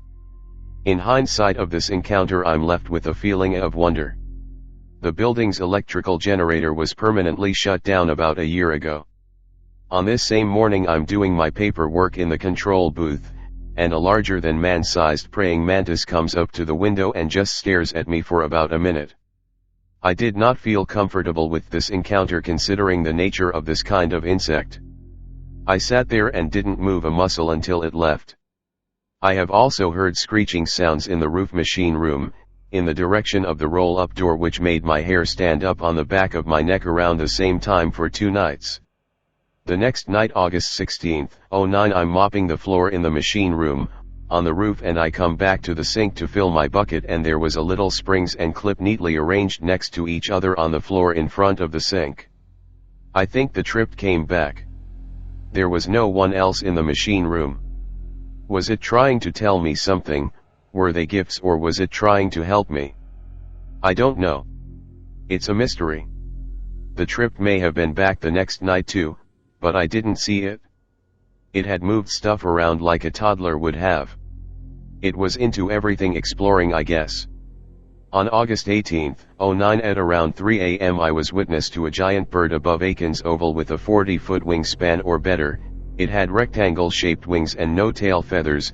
I didn't see any feet or head either. All I could make out was the huge wings with all of the feathers moving in the breeze, and there were hundreds of them. There were no primary feathers that I could see. It looked like an enormous kite. I'm a bird watcher and never seen a bird like this before. I was really quite fed up with all the paranormal stuff happening to me at this time, so I watched it for about 4 minutes and decided to just ignore it and go on about my business before it did something really weird and unexplainable. Wow, a Sumerian god come to Earth. An angle maybe? I can see an alien off my bucket list. Nothing else has happened since. A true report on non-human encounters? Glimpses of other dimensions? A fictional tale of tomfoolery? Or simply too much, or too little, medication? Beware of the Hat Man. A couple of nights ago I finished reading the new book from Heidi Hollis, The Hat Man, The True Story of Evil Encounters. This is a fascinating book that deserves to be read by students of various areas of research, including UFOs, hauntings, alien abductions, demonology, other realms of existence, the afterlife, and much more, too, including the Men in Black, the latter being an issue I'll return to later. I have known Heidi since 2005 when we took part in a week-long filming for a never-aired television show on the Roswell Affair of 1947. I also know Heidi to be a skilled writer and researcher, and someone who knows how to grab the attention of her readers and write in a fashion that is both informative and entertaining. And, with that said, on to Heidi's latest release. The Hat Man is a book that is as illuminating as it is disturbing. Across its 240 pages it tells of the rise, development, and spreading phenomenon of the creepy character of the book's title. And Heidi, as a result of her research, writings, radio shows, and willingness to help people, has become the undeniable focal point for reports of the Hat Man. All of this brings us to the most important question of all: who, or what, is the Hat Man? Well, that's a very good question. Put simply, an untold number of people, dating back to an untold period of time, have reported encounters with what is clearly a malevolent entity with intentions that are not good, not in the slightest. On some occasions the Hat Man appears in shadowy form, not unlike the infamous Shadow People, to whom the Hat Man is almost certainly related, even if we're not sure why. On many occasions, however, the Hat Man appears in regular, human form, sporting a black beard and a black suit, and wearing a long overcoat or a cloak, almost always black, too. Most noticeable about this creepy figure is, of course, his hat. Sometimes, it's a fedora, other times it's an old-style top hat. Occasionally, it's more like a cowboy hat. But, regardless of the kind of hat, it's always present. Many of the encounters occur while the victim is in a distinct altered state, that of sleeping. Nightmarish accounts of terrifying visitations, in the early hours of the morning, from the Hat Man abound in the pages of Heidi's book. None of them are positive. All of them are negative. The Hat Man appears to be attracted to or provokes, maybe, even, both, bad luck, misfortune, ill health, and even death. Soul stealing may be one of the calling cards of the horror in the Hat. What makes the Hat Man so difficult to pin down, in terms of what he is and what he represents, is that he appears in numerous situations. Those who have dabbled with Ouija boards have received ominous visits. As have alien abductees who have reported seeing the man in connection to the so-called Greys and Mantis-type aliens. People whose lives have taken bad turns find themselves plagued by the Hat Man. Even more ominous, the Hat Man appears to be attracted to certain families. Several generations will report sightings of this grim and devious thing. And if that was not enough, Heidi tells of how the Hat Man intruded upon her very own life. Friends and family reported strange Hat Man-style experiences. As Heidi's research progressed, so did what appeared to be an uncanny awareness on the part of the Hat Man that Heidi was tracking him down. This is something I have personally experienced on a number of occasions. When we look for these entities, something appears to alert them to what we're doing. Heidi also notes how more than a few witnesses to the Hat Man have had prophetic dreams, and nightmares of a dark and apocalyptic future involving nuclear war. Now to the Men in Black, which I mentioned at the beginning of this article. In the same way that Heidi gets a massive amount of Hat Man reports, so I get a great deal of Men in Black reports, having written a couple of books on the subject and numerous articles. Heidi touches upon the MIB mystery in her book, which is not surprising, given that the MIB and the Hat Man look very alike. But there's something else. I have a number of cases on record where people received MIB visitations after using Ouija boards, just like Heidi with the Hat Man. I have reports of people who have linked outbreaks of ill health with the MIB, which is also an aspect of the Hat Man controversy. And let's not forget, when, near single-handedly, in the early 1950s Albert Bender ushered in the phenomenon of the Men in Black, his MIB were nothing like government agents. They manifested in his bedroom, late at night, amid an overpowering stench of brimstone. They had bright shining eyes and oozed menace. On top of that, Bender's health was dramatically affected, in a bad way, I should stress, by his hat-wearing visitors of the night. Do I think the Hat Man and the Men in Black are both part of something bigger and interconnected? Yes, I most certainly do. Heidi pulls no punches when it comes to her theories on what's afoot. She is firmly of the opinion that the Hat Man is a devilish entity, as in literally. As a Christian, Heidi believes the Hat Man to be a minion of the devil, a thing that is playing a major role in the battle between good and evil, and for the souls of the human race. Others may have differing opinions. The important fact, however, is that the Hat Man is being seen. And it's being seen more and more. Something is going on. Something strange is out there. Something that wants us. Something that taunts and even manipulates us. Its name is the Hat Man. And you should most definitely read Heidi's book on this ominous thing. Monsters Are Real. By Greg May. They exist and share our world. But where do they come from and what is their purpose as they simultaneously fascinate and frighten us? To find these answers we go to the Bible. Patrick Heron, The Nephilim and the Pyramid of the Apocalypse, and other creationist authors point to scriptures in the Bible, Genesis 6:7, Jude 1:7, and the Book of Enoch, 6:14, that suggest the Nephilim were involved in genetic interference, mixing bird, reptile, and bovine DNA to create lizard men, fish men, goat men and dinosaurs, all of which were destroyed in the flood. The Nephilim, a race of half-human, half-demonic giants, were created when fallen angels bred with the women of earth. Genesis 6:4, according to the Book of Enoch, these fallen angels were 200 in number and gathered on Mount Hermon to set their plan in motion.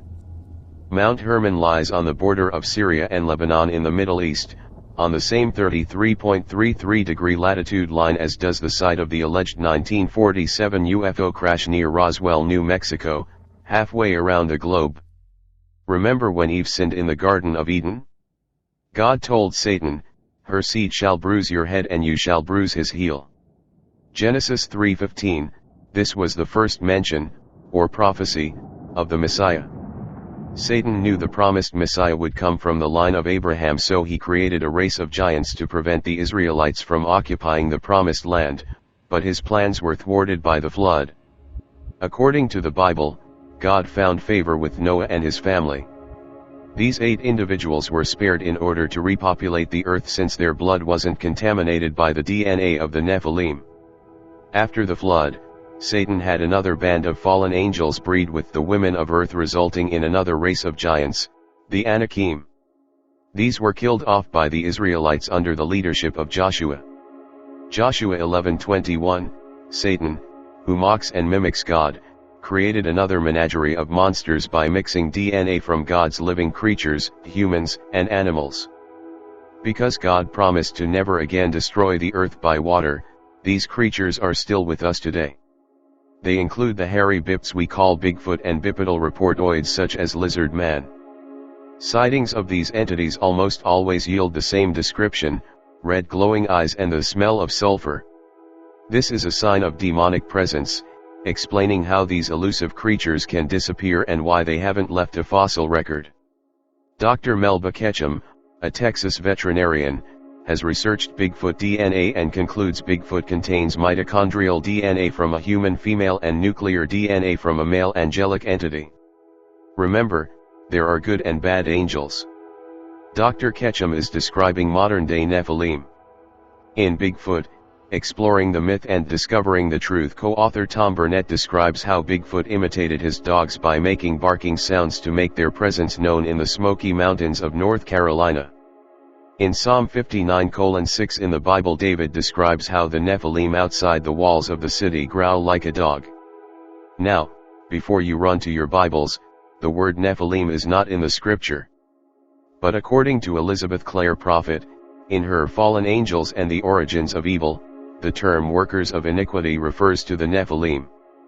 The late John Keel suggested man has frequently crossbred with these hairy beings throughout history, pointing to Genesis 25:19-34 in the Bible, which describes Esau as being red, all over like a hairy garment, and also from Pacific Northwest Native American lore. Christopher Davis's 1988 encounter with lizard man at Scape or Swamp in Lee County, South Carolina is one of the classics of modern-day monster lore. Although this wasn't the first recorded encounter with a bipedal reptoid, it is significant because of the long-standing tradition of the Fishmen of Insignanon near Chicora, an area located between North and South Carolina. These entities were covered with scales and had webbed feet. They supposedly died off when the fish supply on which they existed was exhausted. Did Satan create fishmen post-flood as he did in the days of Noah? John Keel once mused, are we ufologists or demonologists? He might have considered cryptozoologists. Nessie, Morag, Champ and other lake monsters have spawned a wake of theories ranging from surviving plesiosaurs to ghosts of prehistoric creatures haunting their former habitats. Merfolk have cavorted throughout mythology and fairy tales for centuries, and, believe it or not, there have been almost as many modern-day sightings of mermaids and mermen as Nessie herself, the most recent coming from a beach at Kiryat Yam, Israel in 2009. These elusive aquatic cryptids could have been created either pre- or post-flood by Satan as he played at Jurassic Park. As for merfolk, what better way to mock God than to join the torso of a human with the tail of a fish? Elizabeth Clare Prophet, in her Fallen Angels and the Origins of Evil, champions Enoch as a true prophet and explains how the Book of Enoch, long suppressed by the Church, claims that fallen angels corrupted the people of earth and continue to embody on earth today. Prophet cites one of the early Church Fathers, the apologist Tatian, 110-172, who believed fallen angels have bodies of fire and air, not material flesh as the bodies of men. A fiery man that appeared in Germany in 1125 was described in the old book Deutsche Sagen as he dashed hither and thither in all directions as he belched fire through his nose and mouth. This description brings to mind Spring-Heeled Jack, who terrorized 19th century London. A London Times article from that era reported he vomited forth flames from his mouth and his eyes resembled red balls of fire. Could Spring-Heeled Jack have been a fallen angel? This entity is always described wearing a helmet. Curiously, Enoch wore a helmet for 64 years. One of the theories regarding Spring-Heeled Jack suggests he was a displaced time traveler. Enoch was the first space traveler, having been shown the heavens by God. Could this be another example of Satan's mockery? Augustine of Hippo wrote in the 5th century AD, "They are called monsters, because they demonstrate or signify something. These things which happen contrary to nature ought to demonstrate, portend, predict, that God will bring to pass what he has foretold regarding the bodies of men. This passage from City of God suggests St. Augustine held the same theory, although centuries apart, as did John Keel when he wrote the Mothman Prophecies. John Keel believed that many monster sightings were senseless manifestations designed to frighten and confuse people. This is Satan's agenda. Ironically, St. Augustine was instrumental in suppressing the Book of Enoch, arguing that it was impossible for angels to have intercourse with women. Jesus made a most profound, and prophetic, statement when he said, "And as it was in the days of Noah, so shall it also be in the days of the Son of Man." Luke 17:26, was Jesus referring to genetic interference? What do alien abductions, cattle mutilations, and the nefarious underground activities at Dulce, New Mexico have in common? Genetic experiments. While investigating a cattle mutilation outside Santa Fe in the 1980s, retired New Mexico State Police officer Gabe Valdez discovered the victim to be pregnant. When the veterinarian opened the womb, the stillborn foetus had the body of a cow and the head of a human. This startling discovery prompted U.S. Senators Mitch McConnell, Lindsey Graham, and Charles Grassley to introduce a bill in the U.S. Senate making it illegal to interbreed humans and animals. It is interesting to note that the materials taken in cattle mutilations, blood, internal organs, genitals, have long been considered taboo by religious traditions. In the Old Testament, these materials were considered unclean. Leviticus 17:14. The New Age movement, one of the false doctrine that Jesus warned against in the last days, teaches of the intergalactic belief that extraterrestrials will save mankind from the apocalypse. Christian evangelicals believe Satan launched his great deception in 1947 with pilot Kenneth Arnold observing flying saucers near Mount Rainier and with the alleged crash of a UFO near Roswell, New Mexico. The following year, in 1948, Israel became a nation. This is the single, most significant prophecy to be fulfilled pertaining to the return of Christ. Scriptures teach Jesus couldn't return until Israel was reborn. Just as Satan had created the Nephilim in an attempt to thwart the birth of Jesus, he launched his big lie the year before this prophecy was fulfilled, since humanity is more apt to believe in something tangible, like a shiny, metallic flying saucer, than something spiritual. In the last days, the paranormal becomes the new normal, to quote the late Colin Wilson. Note, I do not endorse or impugn any of the narrative posted by the author. It is presented solely as the opinion of the author and has been published, as received, without any edits. Jin Mania. According to legend, the Jinn were the first inhabitants of this world, where they lived for thousands of years before humanity arrived. In order to make room for humans, angels took the Jinn out of this world and placed them in a dimension that parallels our own. There they stay hidden from our view. They have the ability to see and interact with us, but we have difficulty seeing them. They are cloaked in mystery, and it suits their covert purpose. The goal of most Jinn is to retake this world, which they feel rightfully belongs to them. In order to succeed, they must make humanity give up stewardship of this reality. They are accomplishing this by stealth and disguise. They have great powers and plenty of time, for they live for centuries.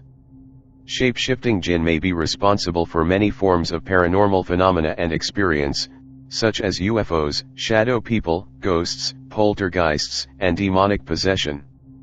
In such ways, they gain access to us that enables them to steal our life force and information about us, and to manipulate and use us without revealing their true form and purpose. These negative experiences are on the rise. The Vengeful Jinn, unveiling the hidden agenda of genies. Are the negative forces of the Jinn on the rise? There are many references to the Jinn in everyday life in the Islamic world, but particularly in Saudi Arabia and nearby Arab nations. These Jinn or genies are supernatural beings in Arab folklore and Islamic teachings that occupy a parallel world to that of mankind. In combination, Jinn, humans, and angels make up the three sentient creations of Allah. The Quran mentions that Jinn are made of smokeless flame or scorching fire. Like human beings, the Jinn can also be good, evil, or neutrally benevolent. This belief make it easier for Islamic societies to explain away the unexplainable as well as combine it with conventional living. Here are a few recently published reports. Jinns blamed for fires erupting at Saudi house. 2 Saudi brothers who were scared out of their home and moved to another house because of repeated mystery fires were shocked to find that fires had not stopped at the old house. A week after they settled down in the new house, a big blaze erupted and damaged a large part of it. The 2 were then convinced that jinn, ghosts, were behind the blazes, and their theory was supported by the police and a Muslim scholar who said he himself witnessed the fire at the house in the southern town of Bisha. But that was not the opinion of the Saudi civil defense, who believe all the fires were an act of arson. Quoted by the Saudi Arabic language daily Okaz, the 2 brothers, Fad and Bandar al-Ghamdi, said they were forced to move to another house nearly 3 kilometers away from the old house because of persistent fires. But fires did not stop at the old house and they then spread to the new house, forcing my brother to move to another house, Fad said. Sheikh Mohammed al-Omuri, a well-known scholar in that town, said he was called by the 2 brothers to read Quran and evict the jinn out of the house. As I started to read in one room, a fire erupted but was put out by the civil defense units who were there at that time, he said. I then moved to another room and started reading Quran when a fire flared. Fire erupted in every room I moved to and then I felt the jinn movements. I was not scared and kept reading Quran. The paper quoted police spokesman Major Abdullah Al-Shathan as saying investigation showed there was no act of arson as no one could sneak into that house, adding that forensic experts found no electric or building faults. These fires are abnormal, or in other words, are supernatural. We are still working on the final report which includes statements by neighbors. But supernatural causes were dismissed by Civil Defense spokesman Colonel Mohammed Al-Assimi, who said initial evidence points to criminal act. We are still investigating these fires and preliminary examination and evidence show criminal activity could be involved in these incidents, he said. Search for young man abducted by jinns. Omani young man disappears under mysterious circumstances when he was driving his motorbike near Madar Mountain. Thiab al-Amri, a resident of the village of the young man pointed out, the young man went last Wednesday to a mountain near the village by his motorbike but he didn't back yet. The absence of the young man prompted his family to ask neighbors about him and during the search found his motorbike next to the mountain without any other traces for him. Police was informed immediately and they rushed to the location with search dogs and helicopters but did not find the man. Local residents believe the mountain is inhabited by the jinns, reported the Saudi-based Arabic newspaper Al-Marsad. They disclosed that many mysterious incidents occur and stories are narrated about the jinns who live in the mountain. Residents also confirmed that the young man was kidnapped by a group of jinns. They say after such incidents religious scholars need to interfere and release the young man from the clutches of the jinn. It is reported that one of the sheikhs had a vision and spoke to the jinn who kept the young man in grotto in the mountain. Large number of citizens visited the mountain, where some of them brought sacrifices for the jinn to release the young man. Omani army members still surrounded the mountain in preparation to enter. Girl snatched by genies comes at night, residents. Saudi police have intensified a campaign to search a Yemeni girl who vanished more than 40 days ago from her village, where her relatives believe she was snatched by genies. After failing to locate the 23-year-old girl, her family started to distribute leaflets and stick posters on mosques in the hope they will get any information on her whereabouts. We are living in tragic conditions because of my sister's disappearance, her brother Ahmed Ali said, quoted by the Saudi online Arabic language daily Sabq on Sunday. She has been under the spell of jinn, genies, and this may have to do with her disappearance. It's nearly 41 days now and there is no trace of her despite intensifying police search for her. Newspapers last week said the girl left her house in her mountainous village near the western town of Taif and never returned. Some people told police they saw her walking on a hill not far from her house then vanished again, one paper said. Her brothers and some residents in the village said she sometimes appears at night and then suddenly disappears. They told police that they believe she has been haunted and taken by jinn. Ali said his unmarried sister was carrying a bag and a dress when she left the house 6 weeks ago. He said she had run away from home a year ago but was found at another house on the same day. On that day, she was with my other sisters washing in the second floor of the house. She then went down to the ground floor. My sisters waited for her but she never came back, he said. Before she vanished, we used to take her to some Quran reciters and scholars. She used to walk into their places but we had to carry her on our way out as she appeared to be in a trance. A red fluid sometimes oozed out of her ears and noses. It was not blood and it had a strange smell. Some scholars told us that she is haunted and others said she is under Jinn guardianship. Ghosts set Kuwaiti house on fire.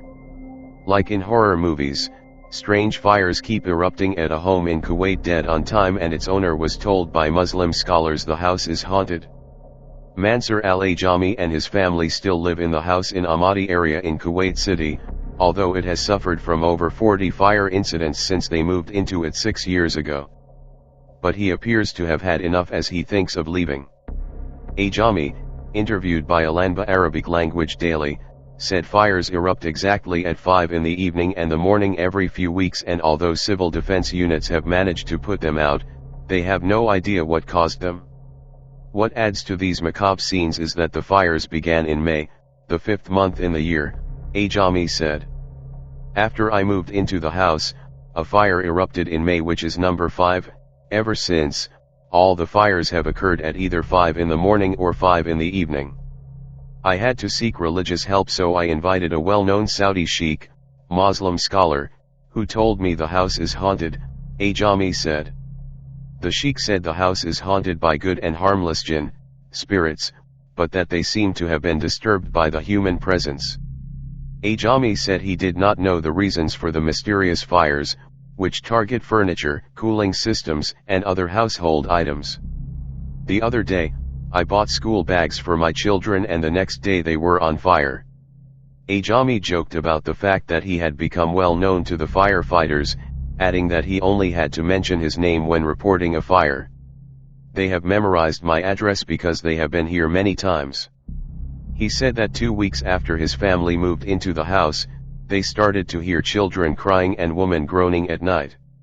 Some fires did not need our intervention as they just suddenly died down. Fires have occurred in most parts of the house except one room, which is located on the ground floor. We now sleep in that room for safety, he said. After all these mysterious incidents, I am now seriously considering moving out. I appeal for the authorities to find me a house that will shelter my family. Jumeirah Jinns giving residents a spook fest. Tenants, gardeners, and maids report mysterious apparitions, doors slamming and things moving on their own. Man blames Jinn for repeated fires at home. Talismans in the form of bruises and blisters left on his arm. Genies blamed for girl's disappearance. After a visit to Quran reciters, she had to be carried out as she appeared to be in a trance. In many instances, when the public declares that a jinn is the reason for a fire or other incident, officials issue statements criticizing the abusers and rumor-mongers for spreading the word about the jinn. The belief of the jinn is so ingrained in these societies that the media will denounce the police for issuing these statements. The following article, Jinn Hysteria Strikes the Gaza Strip, details the traditional acceptance of the jinn. Are the jinn simply an excuse for tragedy and fate? Negative energies are identified by many names and descriptions, but basically, all malevolent activity is evil. The effect of negativity in each situation depends on the victim's nature and circumstances, and eventually how they intend to fight it. 4 family members smothered pregnant wife to death because they thought she was possessed by an evil spirit. 4 members of a family have been found guilty of murdering a 21-year-old pregnant woman they thought was possessed by evil spirits. Following a 12-week trial at Birmingham Crown Court, Naila Mumtaz's husband, Mohammed Tawzif Mumtaz, 25, his parents, Zia ul Haq and Salma Aslam, both aged 51, and his brother-in-law, Hamid Hassan, 24, were all found guilty of killing her. Jurors heard that Mumtaz, who was accused of smothering his 6 months pregnant wife, told police she tried to strangle herself and may have been possessed by an evil spirit. The court was told that he claimed his wife's death was like a suicide and that he had been similarly possessed at the city's coroner's court after her death. All 4 defendants denied murdering Ms. Mumtaz at her home in Craythorne Avenue, Handsworth Wood, Birmingham, in the early hours of July 8, 2009. Wendy Bounds, a lawyer from the West Midlands Crown Prosecution Service Complex Casework Unit, said, Naila Mumtaz, a kind-hearted and beautiful young woman living in Pakistan with her parents, agreed to enter into an arranged marriage with the defendant, Mohammad Tawzeef Mumtaz. She was aware that he suffered from a physical disability, but she was not put off by his appearance, taking the kind-hearted view that all living things had the same value. However, the jury today found that her husband and his family did not share her values. Naila was 6 months pregnant and living with the defendants in Birmingham when on July 8, 2009 the family made a 999 call for an ambulance to attend. All efforts to revive her by the paramedics and at the hospital failed, and she and her unborn baby died. She was subsequently found to have suffered injuries and the jury had to decide whether she had been assaulted, smothered and suffocated by her husband, his parents, and her brother-in-law or whether, as they maintained, she was possessed by an evil spirit which took her life. During his opening speech to the jury, prosecutor Christopher Houghton QC quoted details of Mumtaz's account to police after Ms. Mumtaz's death, saying, he said she started to grab her own face and was screaming in anger. She tried to bite her mother's hand. The whole family were trying to hold her down. It was like she couldn't remember who we were. She suffocated herself by putting her hand in her mouth and she tried to strangle herself. It was, he said, more like a suicide. He said it was possible that Naila had been possessed by a Jinn spirit and said he himself about a month before Naila died had been similarly possessed, and again possessed at the coroner's court after her death. In his account to police, Mumtaz maintained that injuries to his wife's body were self-inflicted and claimed that a person was present at the house praying to get the spirit out of her. Miss Bounds added, this was not an easy case to bring before the court as it involved evidence from both the UK and Pakistan, and ensuring that the jury understood that although there were complex cultural beliefs which underpinned the defense case, there was evidence that the defendants had all given untruthful accounts as to what had taken place and their roles in the death of Naila. Sadly, Naila died before the help that is available from the police and the prosecution team was accessed.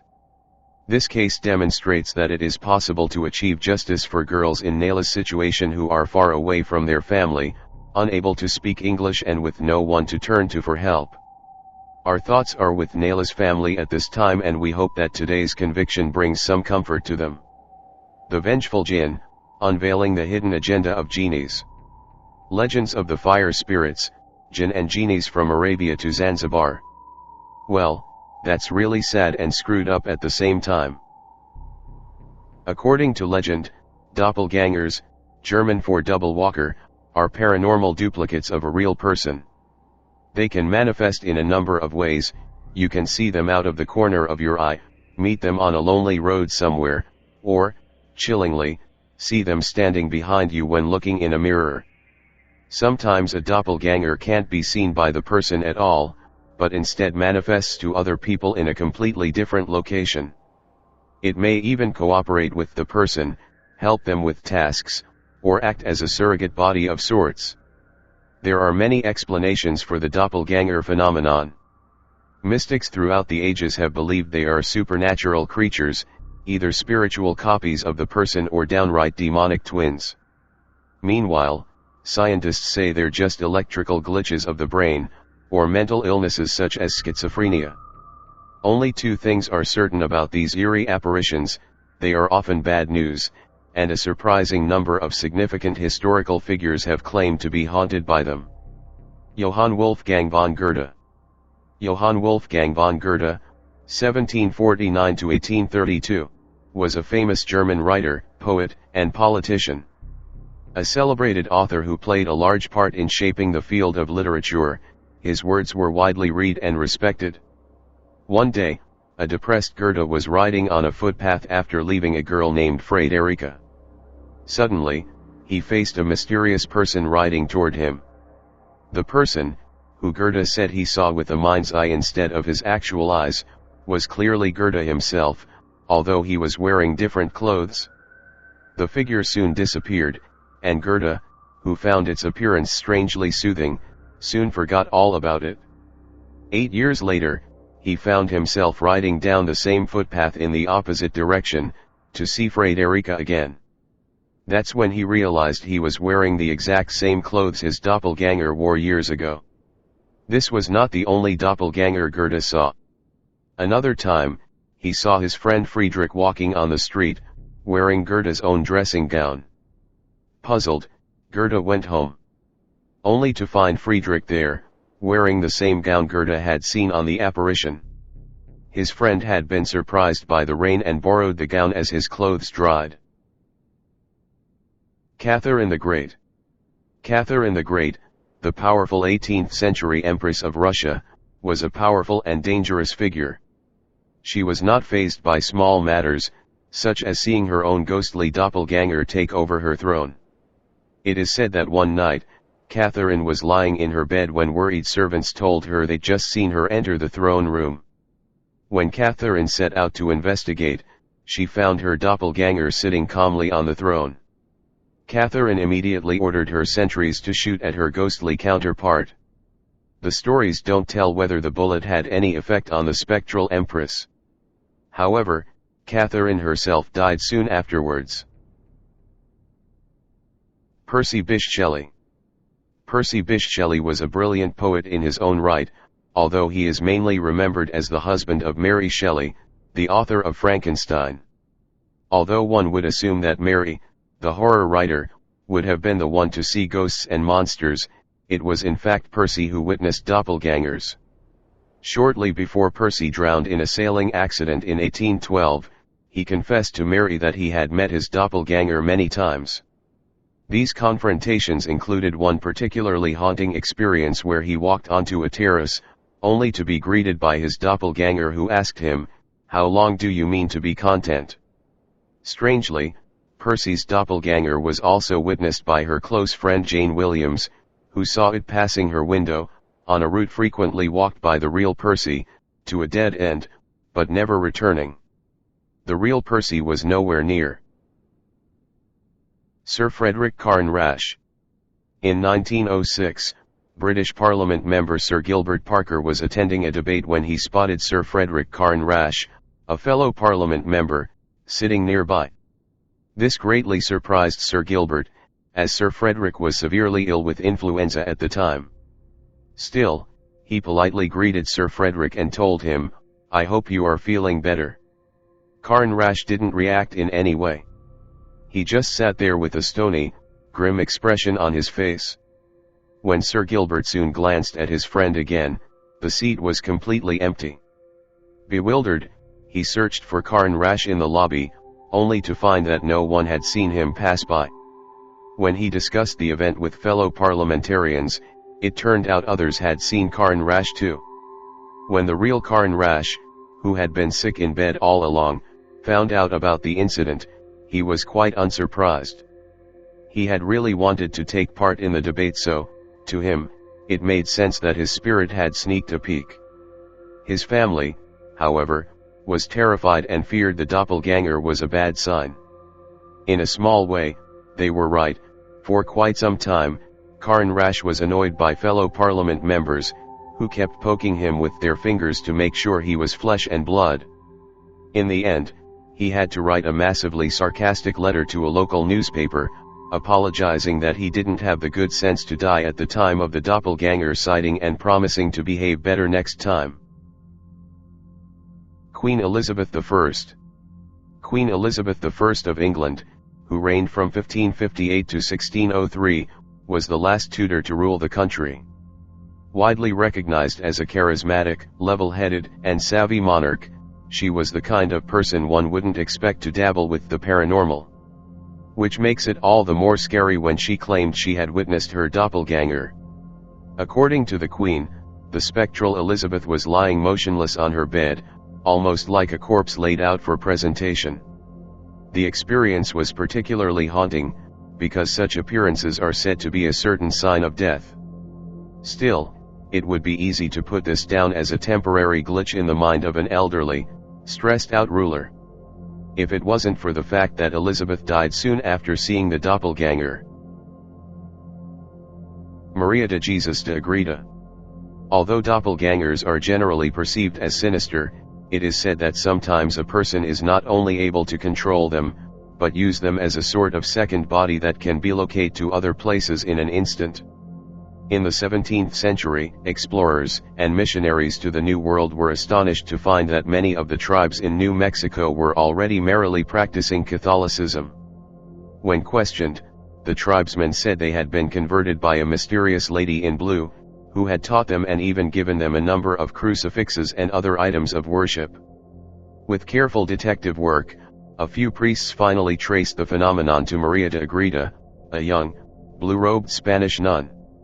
She claimed to have taught Christianity to the Indians by relocating across the ocean. Mary had never left her convent and only knew the place she had been as a savage land, but her story was enough to convince the priests. Initially, the Inquisition was extremely suspicious of Maria, but they decided to acquit her of witchcraft charges, possibly because her story was just too good to waste. Her power was declared to be of divine origin. She became an international celebrity, the leader of her convent, and an author of rambling books on how she acquired her powers. However, later in life she changed her story multiple times. Sometimes she claimed she was pressured to say she could habitually cast her spiritual copy to another continent, sometimes she said it was true after all. Abraham Lincoln. Abraham Lincoln was known as Honest Abe, and as such was very open about his interest in the paranormal, at least in private discussions. According to the man himself, he also experienced some paranormal activity. On the night of his first election, he took a moment to rest on his couch one evening. While lying there, he happened to glance in a mirror and saw his own visage, except that he had two faces. A second Lincoln, pale and ghostly, was looking at him from the mirror, right next to his own face. Startled, he rose from the couch, and the doppelganger disappeared. He sat back down, only to see it again. Lincoln was startled, but his wife Mary was downright terrified. She was convinced that the doppelganger was bad news.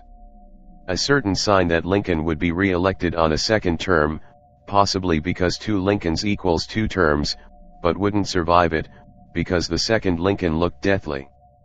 Lincoln went on to repeat the couch experiment every once in a while. He did manage to glimpse the doppelganger one more time, but after that it stopped appearing. Maybe it had delivered its message, as Lincoln indeed didn't make it through his second term. Or, maybe someone just fixed the mirror. George Tryon. June 22, 1893, was not a good day for Vice Admiral George Tryon. He was commanding 2 columns of ships off the coast of Syria, when he gave a command for the columns to turn toward each other. This attempt at a majestic naval drill maneuver turned out to be an amateur mistake, as the first ships promptly rammed into each other, and one of them, the one Tryon happened to be in, sank like a stone. Tryon died knowing that he had just doomed 357 men to drown. His last words were, fittingly and heartbreakingly, "It is entirely my fault." At the exact same time, Tryon's wife was holding a lavish party for their friends in their London home. Suddenly, to the guests' surprise, Tryon appeared at the party. Silently, he walked down a staircase, solemnly proceeded through the drawing room, and opened the door as if to leave, before he suddenly disappeared. He was dressed in full uniform, as if he was commanding a drill. There are some holes in the story. For instance, some say Lady Tryon was busy with the guests and never saw this doppelganger, while others claim she was one of the onlookers. Still, the tale bears eerie resemblance to old sea tales of a sailor's fetch, another name for a spirit doppelganger, alerting his family upon his death. Guy de Maupassant. French writer Guy de Maupassant is known for what is perhaps the most intimate doppelganger experience on record. Toward the end of his life, he is said to have regularly interacted with his doppelganger.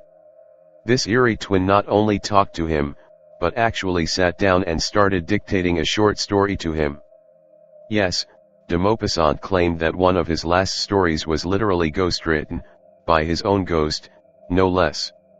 If that's not chilling enough, don't worry, it gets even better. The story the spirit allegedly dictated to de Maupassant was the Horla, an unnerving tale of a man whose sanity is slowly consumed by an evil spirit that uses him as a host. As if echoing the story, de Maupassant's mental health started deteriorating soon after finishing it. In another version of the events, the doppelganger did not dictate the book, as it disappeared when the terrified de Maupassant called his servant. However, the apparition returned a few months later. It entered the writer's room, looking at him with a sad expression.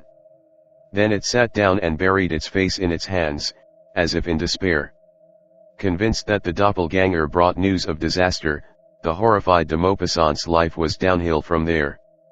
He died in an insane asylum a year later. Emily Sagi. Emily Sagi never saw her doppelganger. Everyone else did, though. Sagi worked in an exclusive girls' school. She was a very good teacher, but for some reason, she kept moving from one job to another. In 16 years, she had changed positions an impressive 19 times. In 1845, the school found out why. Sagi was allegedly the center of some very strange doppelganger activity. Her spectral twin was first seen during a class, as 13 students witnessed the doppelganger standing by Sagi's side and mirroring her movements. Next, it stood behind her as she ate, pantomiming her movements. Sagi herself was completely oblivious to the apparition, despite the fact that everyone else could see it clearly. However, she did become strangely groggy and powerless during the times the doppelganger manifested, and the wraith was often seen doing things Sagi later said she had been thinking about at the moment, suggesting that she may have had some subliminal control over it. Soon, the doppelganger ventured beyond Sagi's immediate vicinity. At first, it appeared to a classroom full of students, sitting calmly in the teacher's chair while Sagi herself was outside, working in the garden. The few people who dared to approach the doppelganger found they could pass through it, yet it had a texture that reminded them of thick fabric. Time went by and the apparition became a permanent fixture of the school's life, freaking people out on a regular basis. The girls' concerned parents started removing their children from the school. Although Sagi was a model employee on all non-paranormal accounts, the headmistress had no option but to fire her and her ghostly double.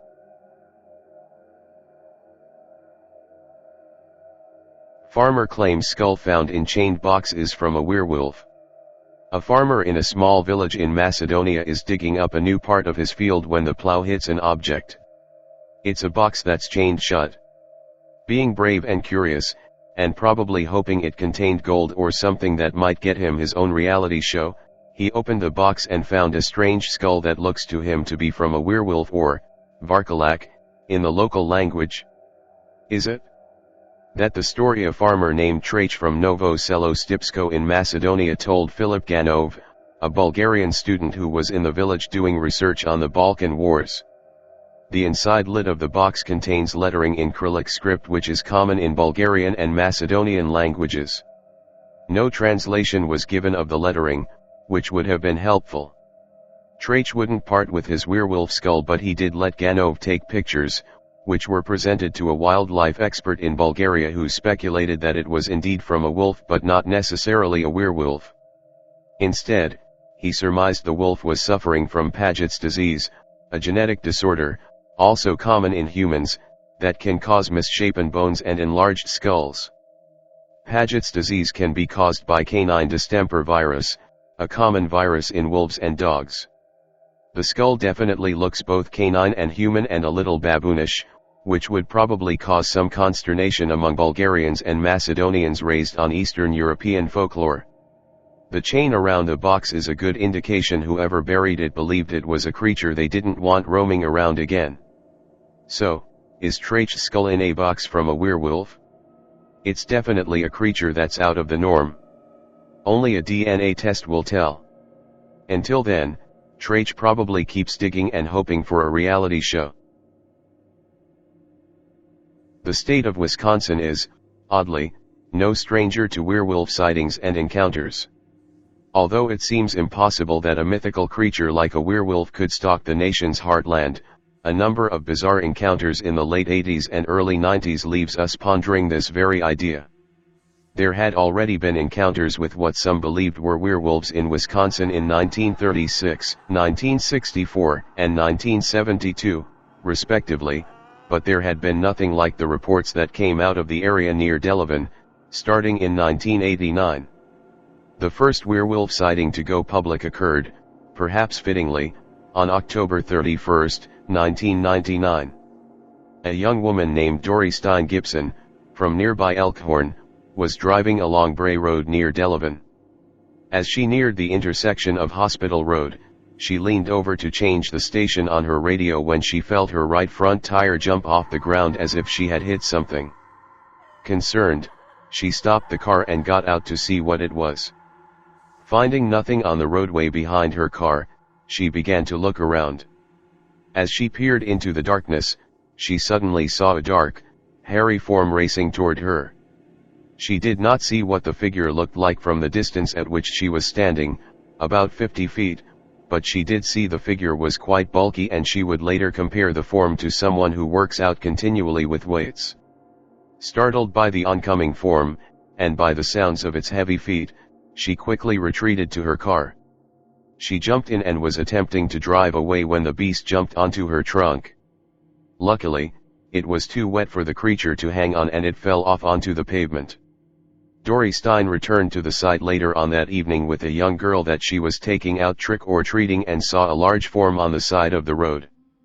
When she saw the creature moving, she ordered the child to lock her door and drove quickly away from the scene. She had no idea what she had seen but wondered if perhaps it might be a bear, angry because she had struck it with her car. Regardless, she told a neighbor about the encounter the next day and showed her the scratched car. As word spread, more local people began to step forward with their own encounters with the beast, dating back to 1989. One night in the fall of that year, 24-year-old bar manager Lorianne Andriza was rounding a curve on Bray Road, just a half-mile from the site of the later incident, and saw what she thought was a person kneeling and hunched over on the side of the road. When she slowed down, she took a closer look at the figure on the passenger side of the car. She was no more than 6 feet away from it at the time. The sighting lasted for about 45 seconds and she stated that she clearly saw a beast with grayish, brown hair, fangs and pointed ears. His face was long and snouty, like a wolf. She also noted that even though the car's headlights were pointed ahead down the roadway, the creature's eyes glowed with a yellowish color, just like an animal's will do when reflected car lights. Like Doris Gibson, she also saw how wide and powerful the creature's chest and build were. She went on to add that the arms of the beast were rather strange. They were jointed as a man's would be and it seemed to be holding food with its palms upward, completely like any animal that she had ever heard of. The arms were muscular, like a man who had worked out a little bit, and the creature seemed to have human-like fingers with claws on the ends. She did not notice any sort of tail but did say that its back legs were behind it, like a person would be if kneeling. Andriza was completely unnerved by the sighting. She later stated in an interview that the creature appeared to be so human-like that it was scary. Her own answer to what she had seen was that it had been a freak of nature. She had no idea what it could have been until she saw a book at the library that had an illustration of a werewolf in it. It so closely resembled what she had seen on Bray Road that her eyes popped out of her head. After hearing Doris Gibson's account by way of rumor, Andriza contacted the Lakeland Animal Shelter and her mother contacted a local newspaper writer named Linda Godfrey, hoping that publicity might encourage other people who had encountered the creature to come forward. The story that followed was published on December 29, 1991, and while it contained basic information about the Gibson and Andressa sightings, using pseudonyms for the two women, it also included some scanty information on other sightings. It also mentioned that chickens had been stolen, and then another family who lived near Bray Road had experienced their own close encounter with the beast. Karen Bowie, who actually lived along Bowers Road, stated that her daughter Heather, age 11, had seen the creature back in 1989. They had been playing outside, and though they had spotted a large dog, until it stood up. She mentioned the odd shape of its back legs and the speed at which it could move. The county humane officer, John Frederickson, told the reporter that he believed the creature was a coyote, but he did concede that there were a lot of people who believed that they had seen something out of the ordinary. He admitted that he was not sure what to make of it. Predictably, large media outlets picked up the story, and the witnesses began to suffer from practical jokes and laughter. Werewolf signs were planted in front yards, and werewolf parties became common, even at the bar where Andressa worked. Monster t-shirts were sold, and tourists cruised up and down Bray Road, hoping for a glimpse of the creature. As time went by, though, the excitement decreased and the temper of the community began to wear thin. Despite all of the jokes and humor, there was still an undercurrent of fear in Delavan and Elkhorn. Something was going on out in the vicinity of Bray Road, and soon people began to whisper about other things as well. Just the summer before the wolf creature had been reported, a dozen or so animals had been dumped in a ditch along nearby Willow Road. John Frederickson, the human officer from Delavan, stated that he believed several of the animals had been used in cult rituals. While Lynn Police Chief James Jensen dismissed this idea in June 1991, Frederickson insisted that officials were missing the point. According to the officer, some of the animals had ropes tied around their back legs and their throats were slit, some were decapitated, and others were dismembered in various ways. The most recently killed animals was a dog that had its chest cavity split open and its heart removed. Several of the animals matched descriptions of recently missing pets, and they certainly had not been killed by passing cars. The mutilated carcasses were almost immediately covered up, literally. The site was quickly bulldozed, ending Frederickson's investigation, but it did not end the whispers and rumors that followed. Other reports began to reach Frederickson that summer as well. Rumors were passed on about humane officer imposters who pursued stray dogs. One incident also involved an unidentified man in a black uniform, driving a large black car, who attempted to intimidate a child who was home alone into giving up his black Labrador retriever. Around this same time, there were also reports of occult graffiti being found in an abandoned house and at the local cemetery, where graves markers were also found to be covered with candle wax. The abandoned house was located just a quarter-mile off Bray Road. This led many to ponder whether the satanic activity and the Bray Road beast were in some way connected. The strange stories and animal carcasses had been whispered about and discovered just a few months before the first sightings of the monster had been publicized, but the beast was apparently in the vicinity long before that. An earlier sighting of something was made by a dairy farmer from Elkhorn named Scott Bray, who reported seeing a strange-looking dog in his pasture near Bray Road in September or October of 1989. He said that the beast was larger and taller than a German shepherd and had pointed ears, a hair tail, and long gray and black hair. He added that it was built very heavy in the front, as if it had a strong chest. He followed the dog to a large pile of rocks, but the creature had vanished. He did find that it had left behind huge footprints though, which disappeared into the grass of the pasture. Russell Jest of Elkhorn also reported seeing the creature about the same time as the Scott Bray sighting. He was about a block or so away from an overgrown area, and when he heard weeds being rustled, he looked up to see a creature emerge from the thicket. It was standing on its hind feet and then took 2 wobbly steps forward before Jest began to run away. He looked back to see that the creature was now on all fours, but it never gave chase. After a short distance, it wandered off in the direction of Bray Road. Jest said that the creature was much larger than a German shepherd and was covered with black and grayish hair. While standing upright, it appeared to be about 5 feet tall. It had an oversized dog or wolf-like head with a big neck and wide shoulders. The animal's form was mostly dog-like, leading Jess to surmise that it was some sort of dog-wolf hybrid. Around Christmas 1990, Heather Bowie had her previously mentioned encounter. She had no idea that she had seen the same thing as Doris Gibson until she heard the young woman talking about on the school bus.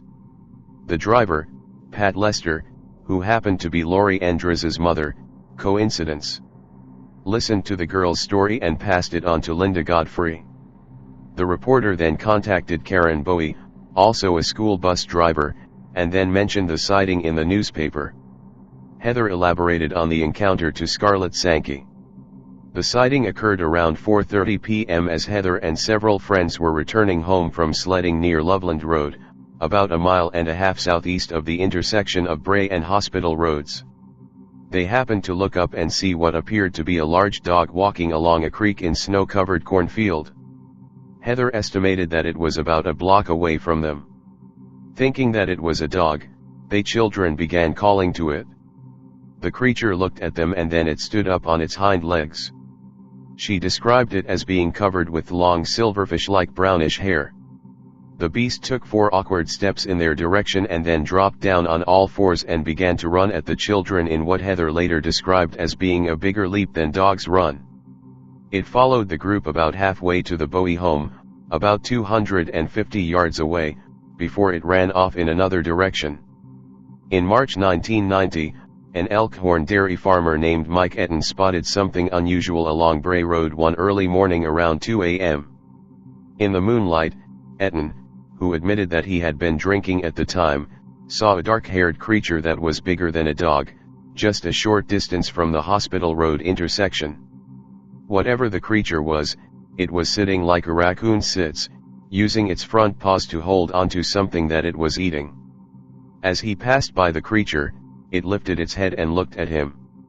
He described the head as being thick and wide, with snout that was not as long as a dog's. The body was covered with dark, thick hair and its legs were big and thick. Not being able to identify the animal, Etten assumed that it was a bear. However, when the other sightings of the Bray Road beast were made public in 1991, he had to reconsider this assumption. One of the last reported encounters with the creature occurred in early February 1992. It happened around 10:30 p.m. on Highway H, about 6 miles southwest of the Bray and Hospital Roads intersection. A young woman named Tammy Bray, who worked for a retirement home, was driving along when a large, dog-like animal crossed the road in front of her.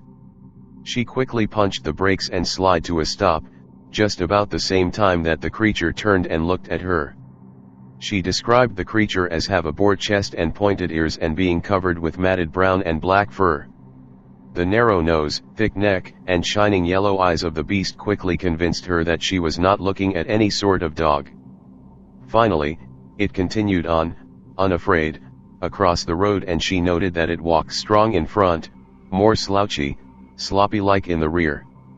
Tammy drove home and hurried into the house to tell her husband, Scott Bray, that she had seen the same animal that he had earlier seen in their pasture.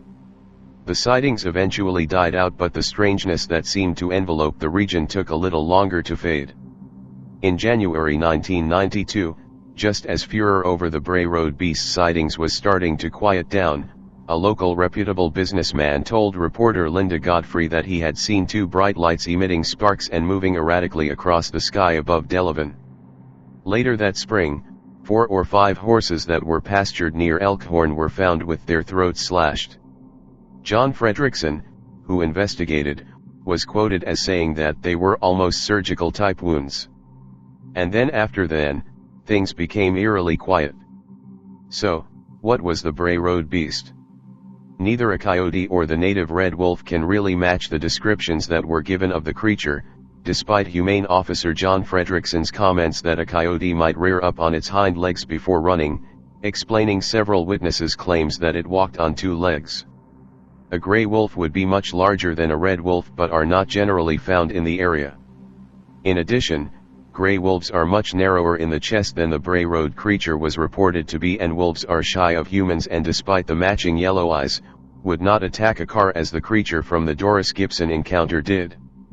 The creature simply resembled no known animals, but alternately was compared to dogs, bears, and wolves. According to Jerome Clark, Dan Groebner of the International Wolf Research Center in Ely, Minnesota stated that the creature could not be a wild wolf. Witnesses also insisted that it was not a dog, although some suggested that it could have been a wolf-dog hybrid of some sort. But how does this explain the creature's habit of kneeling, walking on two legs and holding onto food with the flat of its paws turned upward? Also, Lori Endriza claimed that the animal had human-like fingers. The idea that the monster may have been a bear is also called into question. While bears do occasionally walk for short distances on two legs, they do not hold food with their palms up, do not jump onto moving cars, and very rarely do they pursue or try to attack humans. So, what could it have been? To find possible answers to that, we have to look outside of the normal confines of zoology. Researcher Richard Hendricks points to a creature that was suggested by Lauren Coleman and Jerome Clark called the Shunkawarrikin. The creature was said to have lived in the wilds of the upper Midwest and was a wolf-like animal that was known to the Native American population and to the early settlers in the region.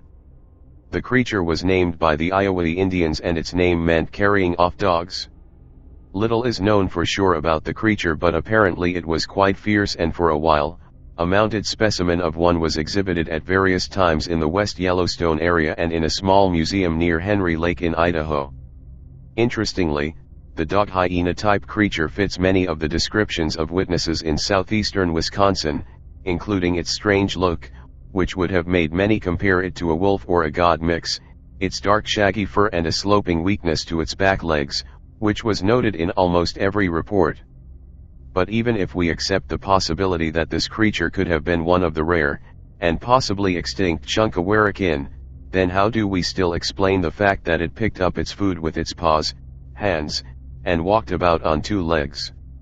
If the Bray Road beast was real, it had to have been some sort of creature that has never been classified before. Or more incredible to believe, a genuine werewolf. Investigator Todd Roll was quick to point out the hints that there may have been an occult connection to the Bray Road beast. The discovery of the mutilated animal carcasses and the occult activity at the cemetery and the abandoned house coincided with the sightings of the monster in the region. Do we dare consider the idea that the beast was a shapeshifter of some sort, blending between man and wolf? When investigator Todd Roll examined the occult connections to the werewolf sightings, he interviewed John Frederickson, who told him of this house deep in the woods where mutilated animals had been discovered.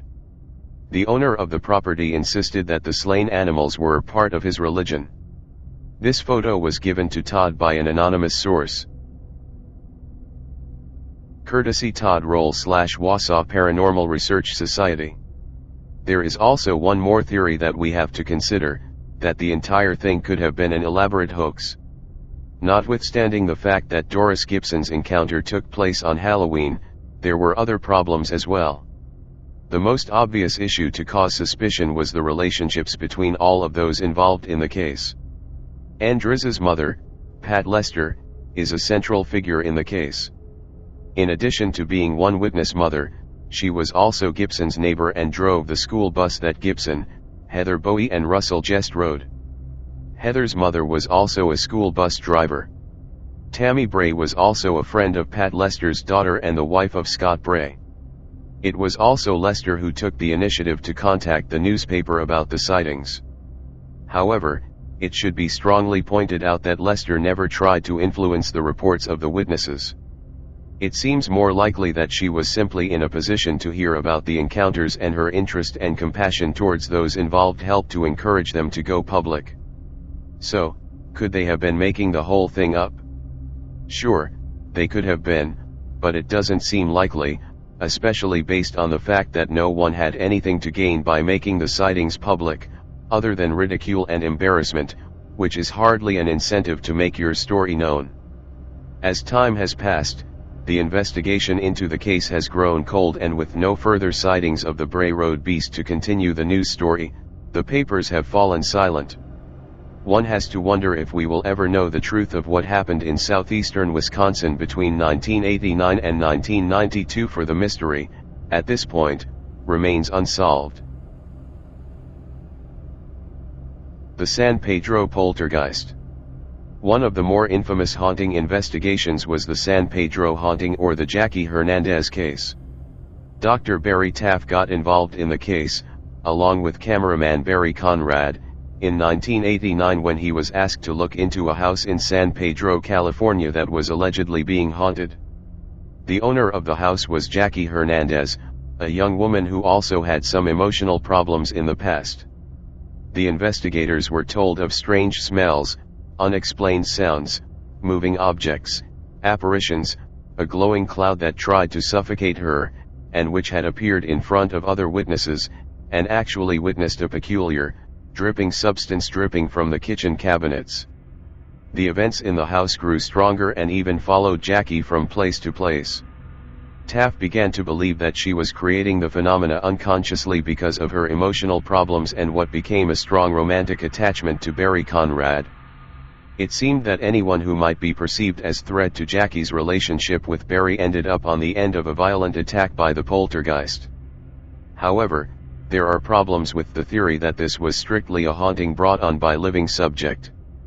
The unexplained lights are certainly odd, and so would be the reports of male apparitions from witnesses. Also, as Taff found out later, Jackie's house continued to be reported as haunted long after she moved out. According to the owners, no subsequent tenants stayed there for longer than 6 months. Could this be merely some residual from Jackie's presence there, or was there really a bona fide malevolent spirit? Here is another brief version of the investigation. On the night of August 8, 1989, Barry Conrad, along with friend and photographer Jeff Wheatcraft, and Dr. Barry Taff, formerly with UCLA's Parapsychology Lab and principal investigator of the now famous entity case, would be witness to some of the most compelling and disturbing paranormal activity. Hernandez had told them stories of flying lamps, oozing blood like gelatin from the walls, an apparition of a decaying old man, an invisible force that would hold her down as though trying to smother her, as well as a floating disembodied head in her attic. So before they left that evening, Conrad suggested that Wheatcraft check out the attic. Not long after crawling through the small hole in the ceiling, Jeff's camera was ripped from his hands into the darkness of the attic. Expectedly, quite shaken, he bolted from the attic. Later he would venture back up into the attic in hopes of retrieving the camera. As he searched the empty attic, he found an old dusty grape box, which when opened contained his camera, but strangely no lens. Continuing his search, he found the surprisingly undamaged lens behind the trapdoor to the attic. Jeff decided to see if he could get a couple more shots before leaving. But as he began shooting, a foul stench began to permeate the attic, and without warning he was shoved by an invisible hand into the rafters. And this wasn't the worst of the activity. A month later, on September 4th, they would be called back by a frantic Jackie Hernandez. The activity was escalating and getting more violent. Arriving around 1 a.m., Jeff and friend Gary decided they should investigate the attic again. Jeff would pay for it, as he was attacked more brutally than the first encounter. Conrad, down below with Hernandez, heard a loud moan. It was Jeff. Something had grabbed Jeff by the neck and pulled him into the rafters. Somehow able to pull himself free, Jeff and Gary exited the attic. It was then that they all noticed an old cord wrapped around Jeff's neck. It was then that Gary explained that he actually had to pull Jeff off a nail in the rafter, and if he hadn't been there, Jeff might have been strangled to death. But there was a plus to the attack. Gary snapped off a photo at the precise moment of the entity yanking Jeff into the rafters. Jackie Hernandez would eventually move out of the house after the activity became so dangerous that she felt her children were in danger. The Odin Fire Poltergeist. Odin, Indiana, is a peaceful smallish town and not one that you would suspect of having a history of paranormal mysteries. Yet in June 1940, an Odin farmhouse would be the setting of one of the strangest supernatural puzzles of modern times. William Hackler finished breakfast and left the house to begin his many chores for the day. As he was walking across the yard, he noticed smoke pouring out of one of the upper-story windows. Alarmed, he ran back into the house and raced up the stairs. Once inside the room, he saw that a medium-sized fire was consuming the wall underneath the window. The fire seemed to be coming from inside the wall itself. This would make one suspect faulty wiring, but the Hackler homestead was not wired for electricity. And there was no fire burning in the house's stove. There was no apparent cause for the fire. The volunteer fire department was sent for and put out the mysterious fire soon after their arrival and then left. No sooner had the firefighters put off the flames and returned to the station, that another call came from the Hackler house. This time, Mrs. Hackler had found another fire ablaze on her feather bed. Now the fire seemed to be originating from the mattress. The fire spread wildly and covered the entire room. The firefighters acted steadily and doused the flames. If the firemen thought they would be leaving the Hackler house any time soon, they were to be disappointed. Throughout the day fires burst out and consumed objects and parts of the house's structure. In one case a firefighter went to a bookshelf and picked up a book which seemed to be emitting smoke. As he opened it, he found it burning from within. In fact, the cover was intact while the pages were on fire. In the kitchen, a firefighter found a pair of coveralls burst into flames, while a damp dishwasher caught fire. A bedspread caught flames right before the eyes of a dozen witnesses. As a flame on the roof was completely extinguished, another fire broke out, charring the window blinds. A medicine cabinet was found burning from the inside, while another book inside a desk drawer was mysteriously flaming from within, while its covers were unspoiled. Scared, the Hacklers removed all their goods, took out the windows, and patiently waited for the house to be engulfed by flames. However, with another little fire at 11 p.m., the fires ceased. Several goods were burnt, but the house itself wasn't seriously harmed. About 100 firefighters had gathered to put off 28 fires in a single day. No cause could be determined. There was no electricity, nor was any stove left burning. On July 4th, the unsettled Hacklers found it wise to have their house demolished. On April 19, 1941, the Collier's magazine published an advertisement from the Travelers Insurance Company, detailing the petrifying tale of the Odin fire poltergeist. Officials were baffled and put forward odd solutions such as rogue magnetic fields, gases seeping from an unused well, and pranks by Hackler's children. Thoroughly spooked, Hackler demolished the house and built a new one. As far as history records, he and his family were never bothered by phantom fires again.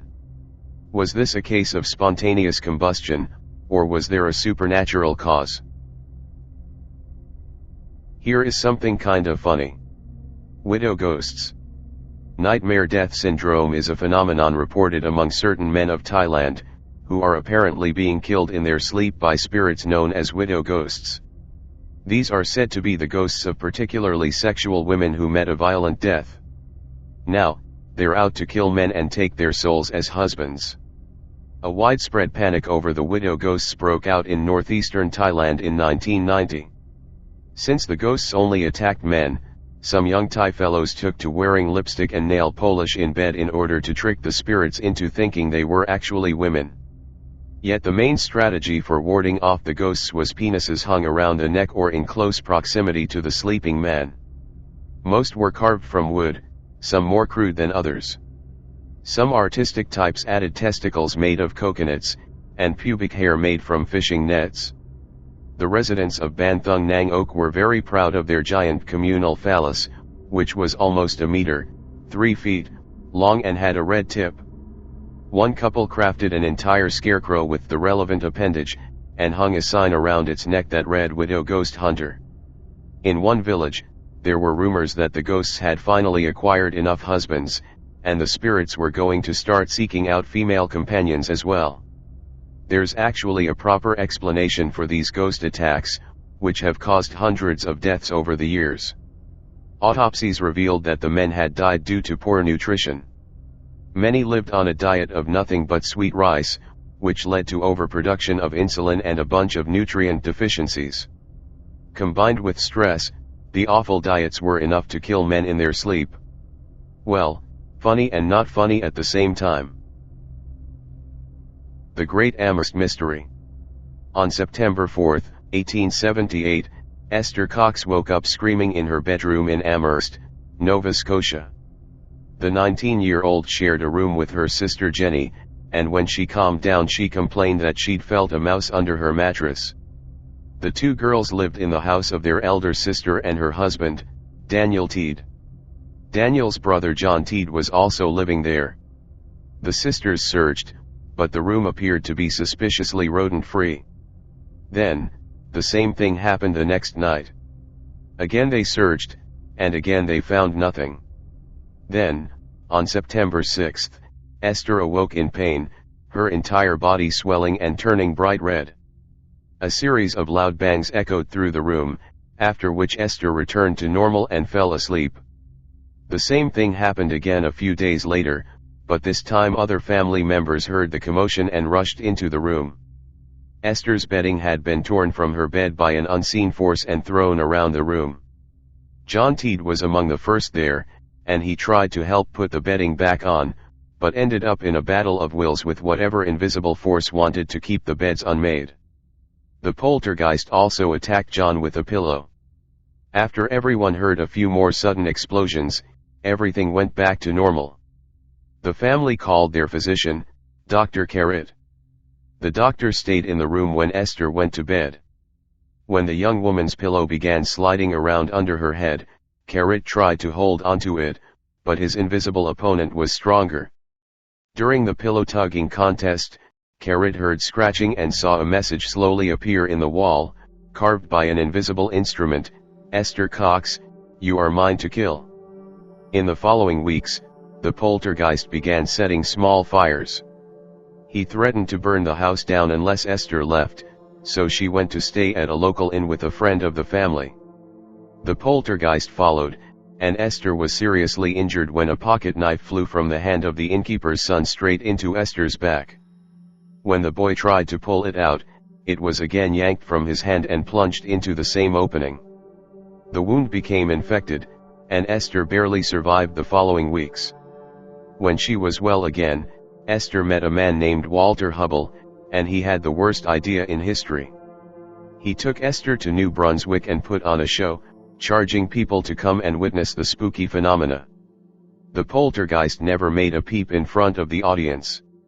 The world's most boring theater piece was chased out of town, and the two were forced to abandon the project. Esther then got a job as a domestic helper for a local court clerk, Arthur Davison. Esther had only been there a few months when their barn burned down. The young woman was blamed for starting the blaze, but she insisted that it was actually her poltergeist stalker. The judge wasn't impressed, and Esther was convicted of arson. The poltergeist became gradually less active, and went away as mysteriously as it had turned up. Esther married twice, and died in 1912. The South Shields Poltergeist. A short distance north of Pontefract is the town of South Shields. It was here, in the summer of 2006, that a young couple and their 3-year-old son were terrorized by a nasty spirit. Their real names haven't been revealed, but they're typically known as Mark and Marianne. The haunting began in December 2005 with the otherworldly feng shui typical of poltergeist infestations.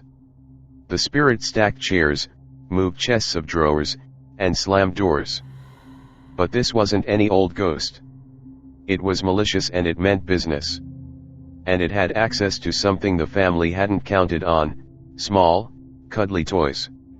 One night in bed, Marianne felt her son's toy dog hit her on the back of the head. She sat up and turned on the lights just in time to see a second stuffed dog flying in her direction. The couple cowered under the duvet, but felt something trying to pull it away.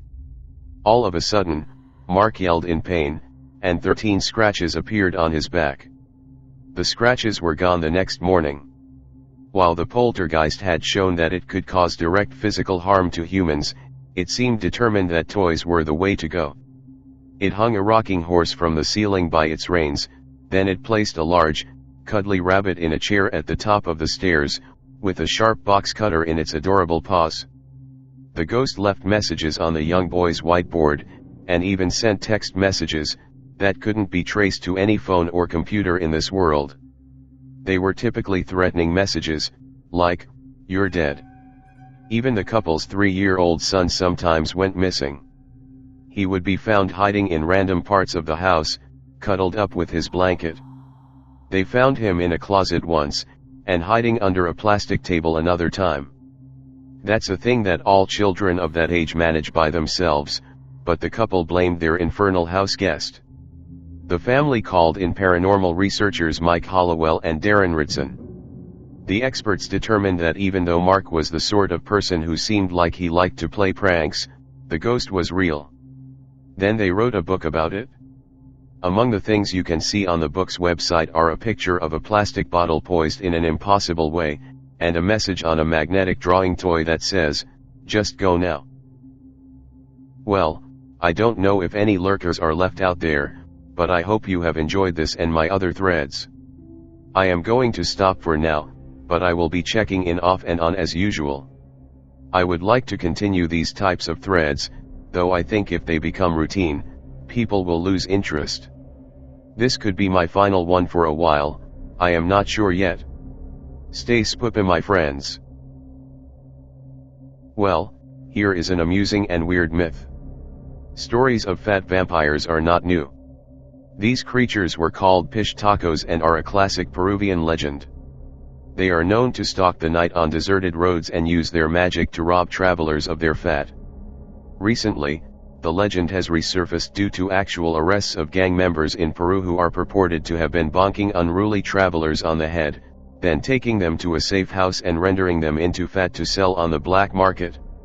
Some estimates say that as many as 60 people fell prey to these gangsters before they were caught.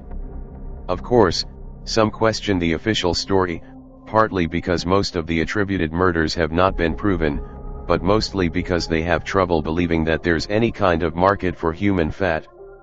It was also considered strange that these men had no interest in selling any of the other, more valuable body parts.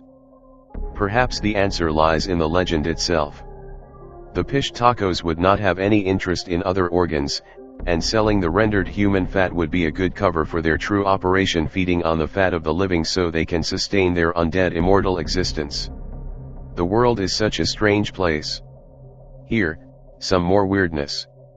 A man known only as Larry claims that one night he was drifting off to sleep when he was contacted by a strange presence who communicated with him telepathically.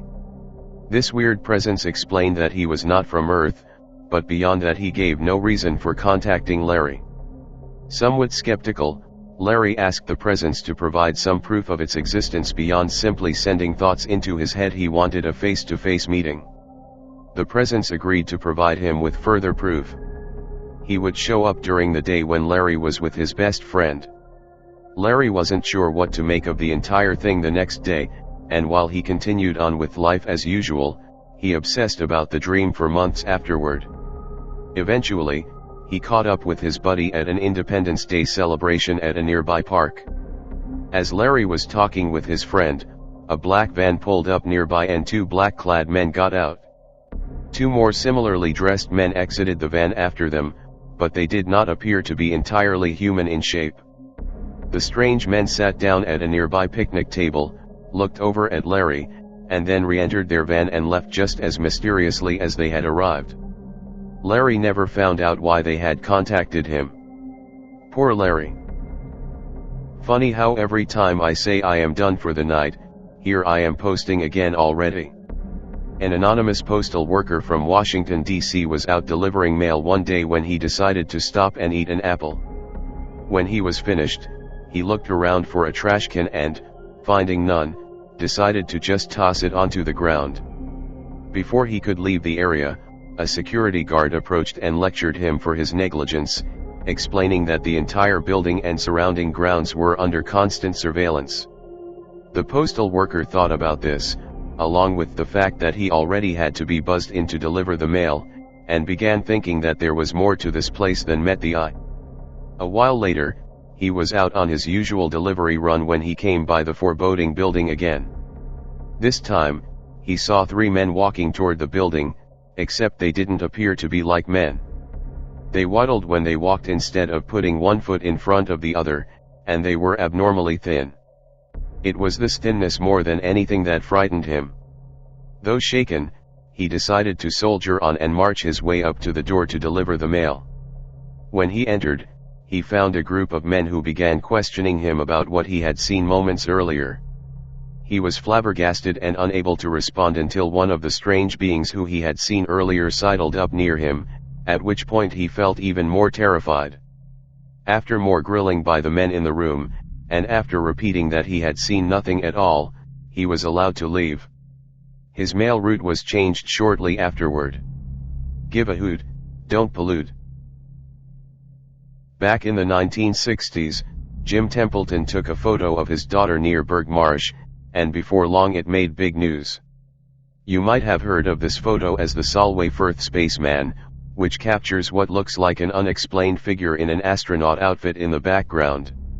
Stranger than the photo is the experience that Templeton had shortly after taking it. He was at work when a car arrived with 2 men who claimed to be working for the government. When asked, they refused to identify themselves beyond the codes number 9 and number 10.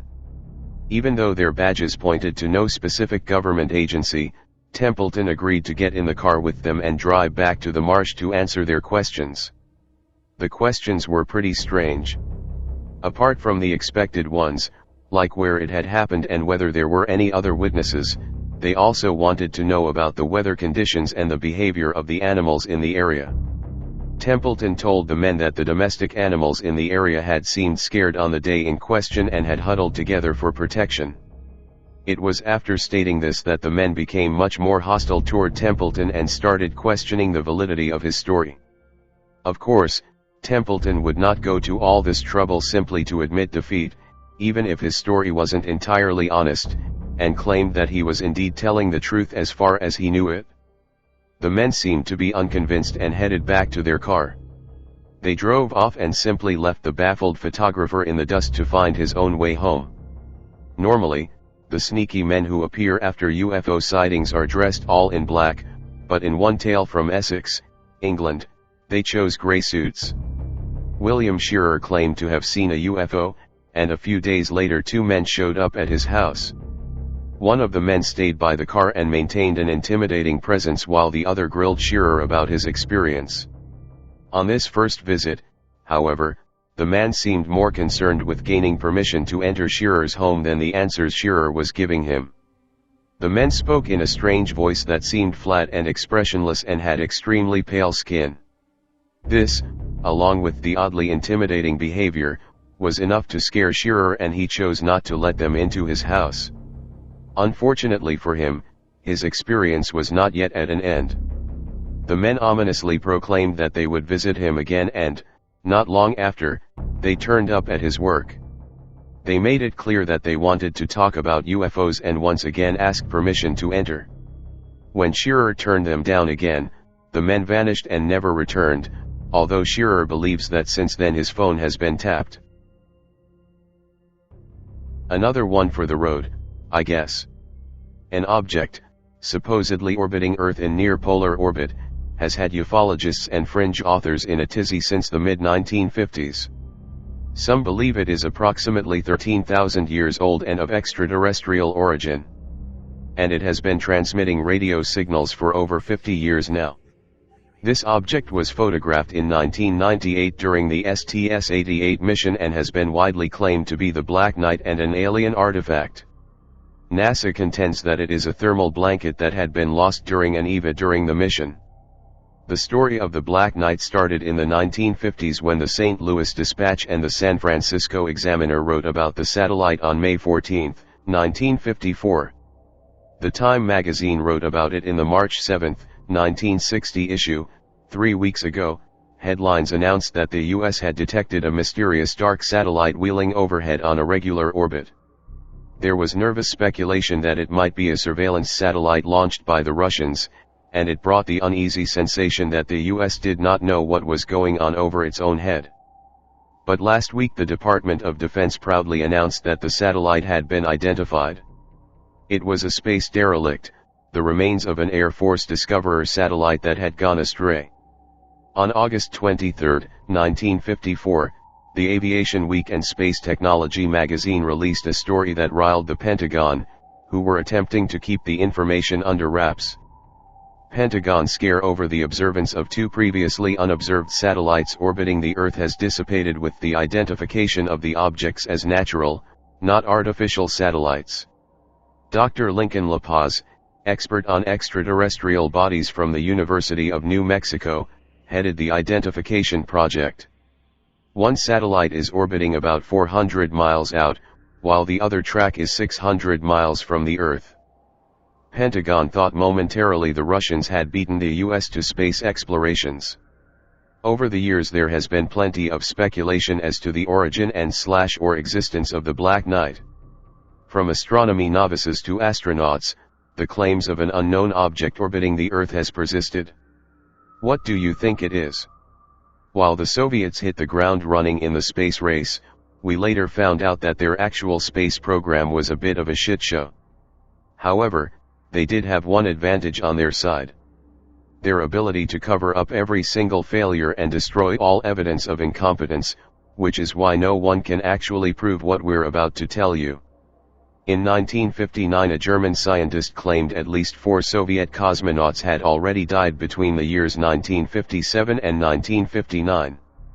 According to Hermann Oberth, the Soviets were converting rockets to manned spaceships, and he would know, because he was working with NASA and had seen the intelligence to prove it. Plus, a high-ranking Czech official further corroborated the story when he also leaked information that unofficial launches killed a few cosmonauts. But it wasn't until 2 Italian brothers with a knack for radio got in the act that the story really gained some ground. After cobbling together an improvised listening system comprised of scavenged equipment and sheer audacity, Achilles and Giovanni Battista Giudica Cordiglia started picking up some creepy shit. Specifically, an SOS signal in Morse code. And the dying gasps and fading heartbeat of a cosmonaut whose signal was getting farther and farther away from Earth. And a Russian woman who said, "Transmission begins now." 41. Yes, I feel hot. I feel hot, it's all hot. I can see a flame. I can see a flame. I can see a flame. 32. Am I going to crash? Yes, I feel hot, I am listening, I feel hot, I will re-enter. I'm hot. Just as signs of screaming began, the transmission was cut off. And then there was the couple who desperately pleaded for help. Conditions growing worse. Why don't you answer? We are going slower. The world will never know about us. None of the transmissions were acknowledged by the Soviets, but the KGB began taking a hearty interest in the brothers, nevertheless. And then, as if it wasn't creepy enough that 2 Italian guys were recording the tortured last cries of phantom space travelers, there was the whole matter of the cosmonauts who mysteriously disappeared from official pictures. Later we learned that one of the airbrushed cosmonauts was cut from official pictures and all records after suffering a horrific death by fire on the launch pad. Another was expunged because he was a drunk brawler who eventually committed suicide. As for the rest, we'll never know. There have been various paranormal and supernatural events reported throughout the history of Chile. But in 1996 and 97 there were several particularly odd incidents that involved citing testimony of humanoids, strange unworldly beings and alien abductions. The following reports are some of the known incidents within that 2-year period. It was the winter of 1997. Mr. EJFP, 43, a security guard at a major industrial concern in Malico, Chile, was monitoring Section 22, occupied by a water treatment plant some 20 meters distant from the main plant. The watchman was alone and pulling the 1500 to 2300 shift. He stood near a light post in a corner, as the guard post afforded poor visibility. It was a dark night, overcast but with no rain. Toward the northern reaches of the compound there was a wire fence, 10 meters away from the position he occupied. At 21:15 hours, his attention was drawn by something immediately beyond the barbed wire fence. A person stood there facing him, average height and completely dressed in white. He could not tell if the garment was a tunic, but it was clearly visible in the darkness. The watchman, as was his duty, challenged the arrival, as no one was supposed to come close to the facility. But the figure did not move, nor did it issue any sound or word whatsoever. Precisely at that moment, a vehicle conveying the watchman's immediate supervisor approached the area. The watchman turned to look at the arriving vehicle, but when they turned to look at the figure in white, it was no longer there. No shrubs or trees could have offered concealment, the figure simply vanished. The dim light kept the watchman from making out any features on the figure. He asked his superior if he had perhaps seen something beyond the perimeter with his vehicle's headlights, but the reply was negative. Other security guards patrolling the area had already remarked that strange things were sometimes seen in the area. 2 months later, while pulling a duty shift from 2300 to 0700 hours, Mr. EJFP was assigned to watch the La Laguna sector, a forested area some 200 meters from the main plant. He only had a medium-sized flashlight with him, and it was turned off. At around 4 a.m., while walking along a trail that crossed the woods, EJFP noticed the silhouette of a very tall person approaching him along the path. This figure was somewhat hunched over and walked noiselessly. When the figure came within a distance of 4 meters, the watchman turned on his flashlight and pointed it at the intruder's face. He couldn't see any features beyond the fact that he had 2 glowing eyes that were not those of a human being. The figure was dressed completely in black and was clearly looking at the sentry. EJFP felt fear, turned around and made a run back to the public roadway some 200 meters away, remaining there until dawn, when his shift ended. He claimed to have seen the outline of a head and shoulders, but the overwhelming fear caused him to run for safety. EJFP added that another watchman fainted when he found himself in the presence of this tall, glowing-eyed presence. At least 6 similar encounters have occurred in the vicinity of this plant, and it is even common to see UFOs. On one occasion, large fleet of unknown vehicles, looking like arrowheads, flew over the area no more than 100 meters over the ground. Near Maria Elena, Chile, 1996, late night. Gonzalo Fernandez Gamboa and several friends were camping out in the desert and were having a cookout around a large fire. Suddenly, as they sat around talking, a tall stranger appeared out of nowhere.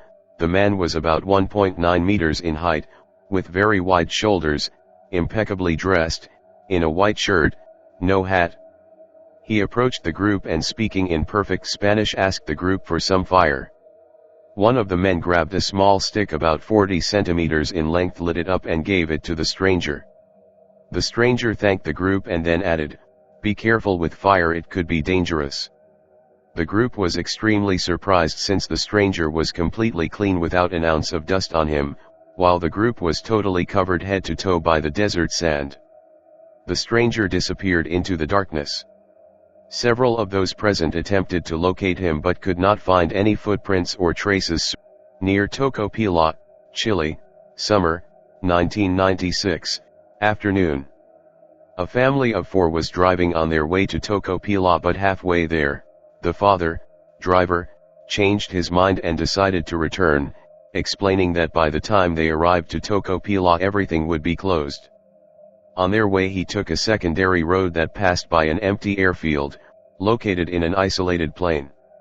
As they drove near the airfield they all noticed a strange triangular-shaped mark on the ground, however they did not stop to investigate. Soon they began hearing bizarre screams resembling those of a woman being attacked or raped. Immediately after that they all saw a brilliant humanoid figure at least 3 meters in height. It shone like brilliant metal. Its face was oval-shaped and its eyes almond in shape, emitting a brilliant light. Astounded, the witnesses watched as the shiny giant creature stepped in front of their car and signaled them to stop. The mother began screaming as the creature turned its head towards them and emitted a brilliant beam of bluish light from each eye. The whole time the driver slowed the vehicle down until it was going a minimal speed. They were able to notice that the creature had extremely long arms, it was of thin build, and was wearing a one-piece shiny silvery outfit. It was totally hairless. As the mother screamed hysterically, the creature disappeared in plain sight and everything returned to normal. The witnesses quickly drove away from the area. Casablanca, Valparaiso, Chile, November 16, 1996. Several local students at the basic Manuel Bequeidano school reported encountering several little gnome-like men about 30 centimeters in height. The little men wore different color clothing and usually hid in the trees and bushes. Their leader appeared to be an aged-looking one, dressed in black, who threw stones at the curious children and emitted strange shrieking sounds, at the same time making signs with his hands to stay back. 12-year-old Felipe Guerrero Silva reported seeing other friendlier gnomes wearing red, green, and white clothing. The entity wearing the white clothing seemed to be the friendliest at times, calling the children. Near Huilque, Chile, December 1996, night. A man riding a horse in an isolated area encountered a short robotic figure, apparently humanoid, that approached the horse and apparently frightened the animal. The rider quickly left the area, thinking that the apparition had been a demon. No other information. An electrician claims having been abducted by a UFO while traveling by car between two towns in southern Chile.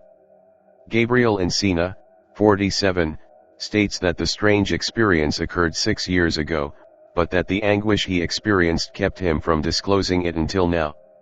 No one can keep me from thinking that I was abducted by something or someone. What I saw wasn't an airplane or a flying saucer, it was simply a very bright light that landed on top of my car, said Gabriel Encina, in an interview published by El Diario Austral de Temuco. Encina notes that he never discussed the subject and that only his wife and close friends knew about it. I know that others will call me a madman. In spite of the time that's elapsed, I'm still a bit affected by it. Ever since that abduction, I have headaches, migraines, and bone trouble, he explained. I have difficulty sleeping, I'm afraid of dreaming, and when I close my eyes I see that light following me, moving slowly toward me. Chile, a nation of 15.5 million inhabitants, ranks 5th among the countries having the greatest number of UFO sightings, after the USA, Peru, Brazil, and Russia. Encina recalled that the incident occurred on June 27, 1996 at 2000 hours, 2400 GMT, while traveling between Los Sauces and Angel in the La Araucanía region, 608 kilometers to the south of Santiago, under clear skies and the damp weather characteristic of that winter season. I suddenly saw a very bright white light some 3 meters in diameter which appeared and descended and followed me. I accelerated, but curiously, the car lost speed, he added. He says that when the light landed on his vehicle, the radiance was so intense that he could make out dust particles floating in the air. That's when I felt anguished and passed out. According to Encina, when he awoke, both he and his car were some 12 kilometers from where the encounter with the alleged UFO took place. My legs trembled and my head hurt. I was surprised that my wristwatch had stopped at 20:05 hours, although almost an hour had elapsed since the encounter, Encina explained. In mid-April of 2001, Erasmo Mina, an expert with the Centro Informativo para el Fenomeno OVNI en America Latina, CIFOAL, disclosed the massive presence of UFOs between the cities of Angel and Victoria which could be seen by the unaided eye. Until 1990, Chile experienced over 400 sightings and the country's northern region was the scenario of a number of cases, such as so-called close encounters of the third kind and the abduction of a Chilean army corporal by the crew members of alleged flying saucers. Santiago, Chile, February 1, 1997. While Claudia Fuentes' sister felt a warm rush of air enter her room, Claudia left the house and suddenly found herself waking down a long hallway in which she was met by several humanoids, described as having long arms, wrinkled mouths, and four-fingered hands. The humanoids led her to a place resembling a hospital, removed her lower part of her garments, and placed her on a stretcher. Although Claudia was not aware that she was pregnant, a 6-foot-tall creature extracted a fetus through her vagina, placed it inside a square jar filled with a bubbling fluid, and walked away with it. Claudia also reported seeing other creatures with similar features but measuring only 3 feet in height. She has no doubt that she spent well over 3 days in that place, although only 3 hours elapsed in normal time. When she regained consciousness, she found herself lying in the middle of the town square, where some witnesses claimed seeing a sudden burst of light. There she was found in a semi-conscious state, frightened, weeping and with wet hair.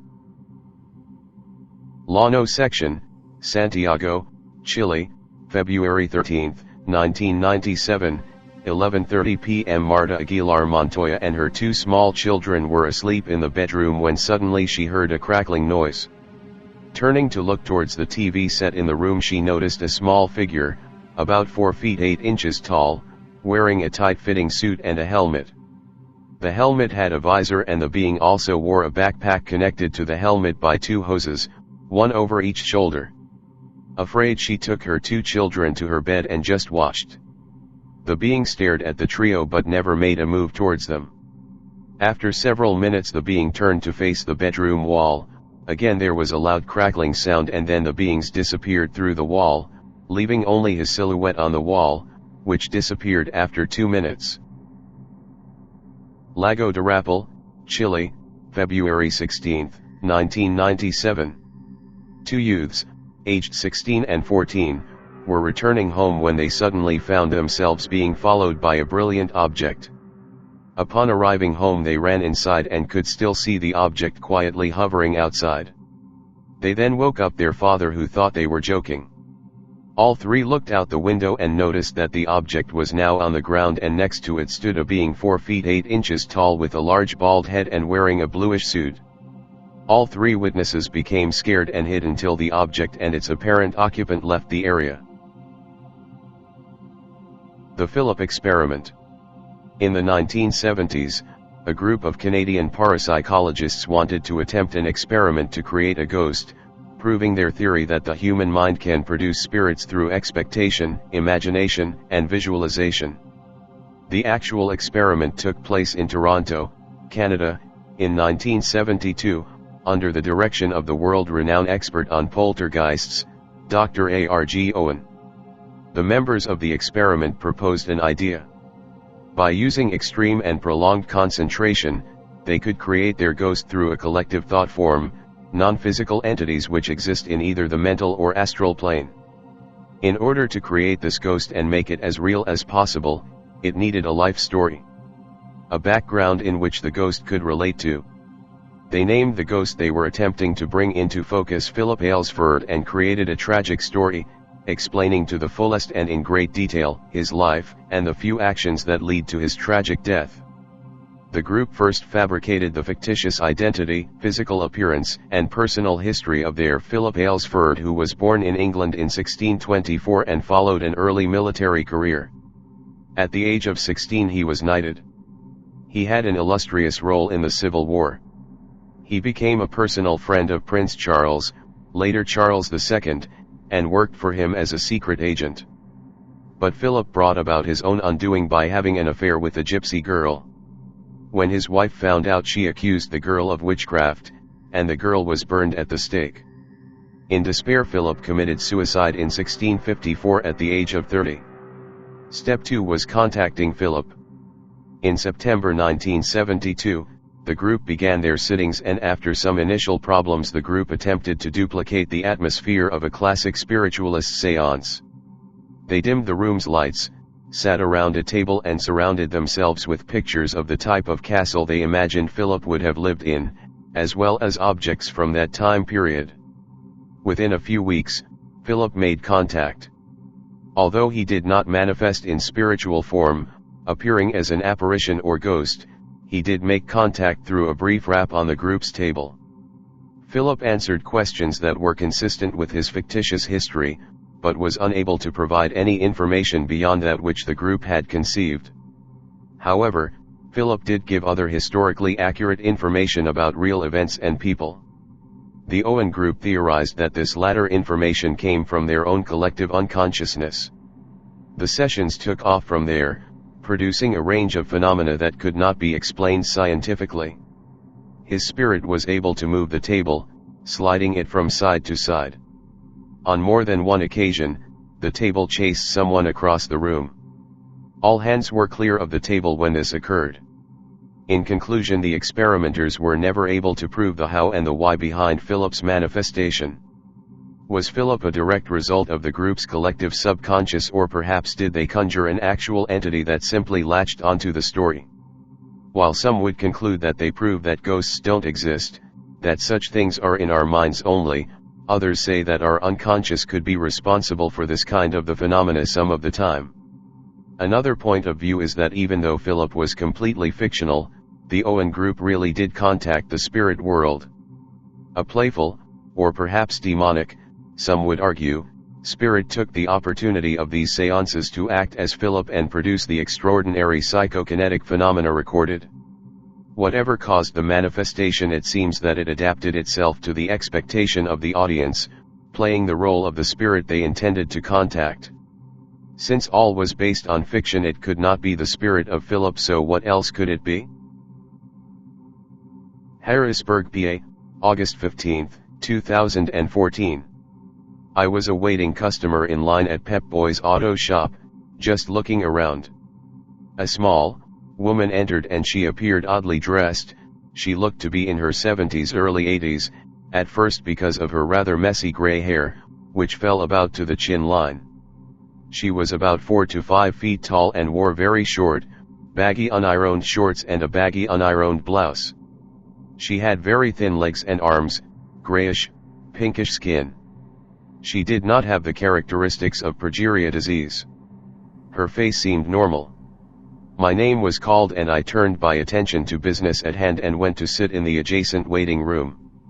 I had been seated there about 15 minutes, when this same woman came to the all-glass door and tried to pull it open. She could not pull it open with one hand since her other hand was holding a small book and drink. I started to get up, walk across the room, to help open the door, but someone sitting beside the door opened it for her. She then sat down at a right degree angle to me, she at the 90 degrees and me sitting at 180 degrees, about 4 feet away from me. I was curious about her since she seemed so strangely dressed. I looked directly at her eyes, and her eyes met mine, and it was then that I noticed she had no white eyeballs, her eyes were completely black. I was startled, and I must have looked so, because she got up instantly and walked out of the waiting room. I followed behind her about 20 seconds later, but saw her no more after looking around a bit. She may have been wearing a wig, she may have had a different kind of contact lens in her eyes, but something about her just seemed strange. I have been wondering whether she was a hybrid. I also wonder whether anyone else has had an experience similar to this. I reported this incident to my state director of investigations in MUFON and he suggested I enter this report. I do so with hesitation because it sounds so bizarre, but I am a MUFON field investigator. Some of my answers on this report really don't apply to this incident, so I answered because I could not submit this report unless I answered the questions, somehow. The Bunyip, Australia's cryptid king. The mythological creatures that fill today's horror literature and movies hail from faraway lands. Zombie tales originated in the Caribbean, while European folk tales gave us vampires and werewolves. But a vastly more terrifying creature lurks much closer to home, one that has haunted the dreams of Australian children and the imaginations of adults, the Bunyip. Bunyips are not at all funny, although recent children's books, plays and TV have made them seem that way. Rather, the Bunyip is a fascinating emblem of cross-cultural contact in colonial Australia, an indigenous bogeyman that came to terrify European settlers. The Bunyip is that breath of cold air on the back of your neck in a closed room. It's that person staring at you in a crowded party, whose face you can't place. It's an anxious mystery that makes us doubt ourselves, which is why Australians have tried to laugh it off.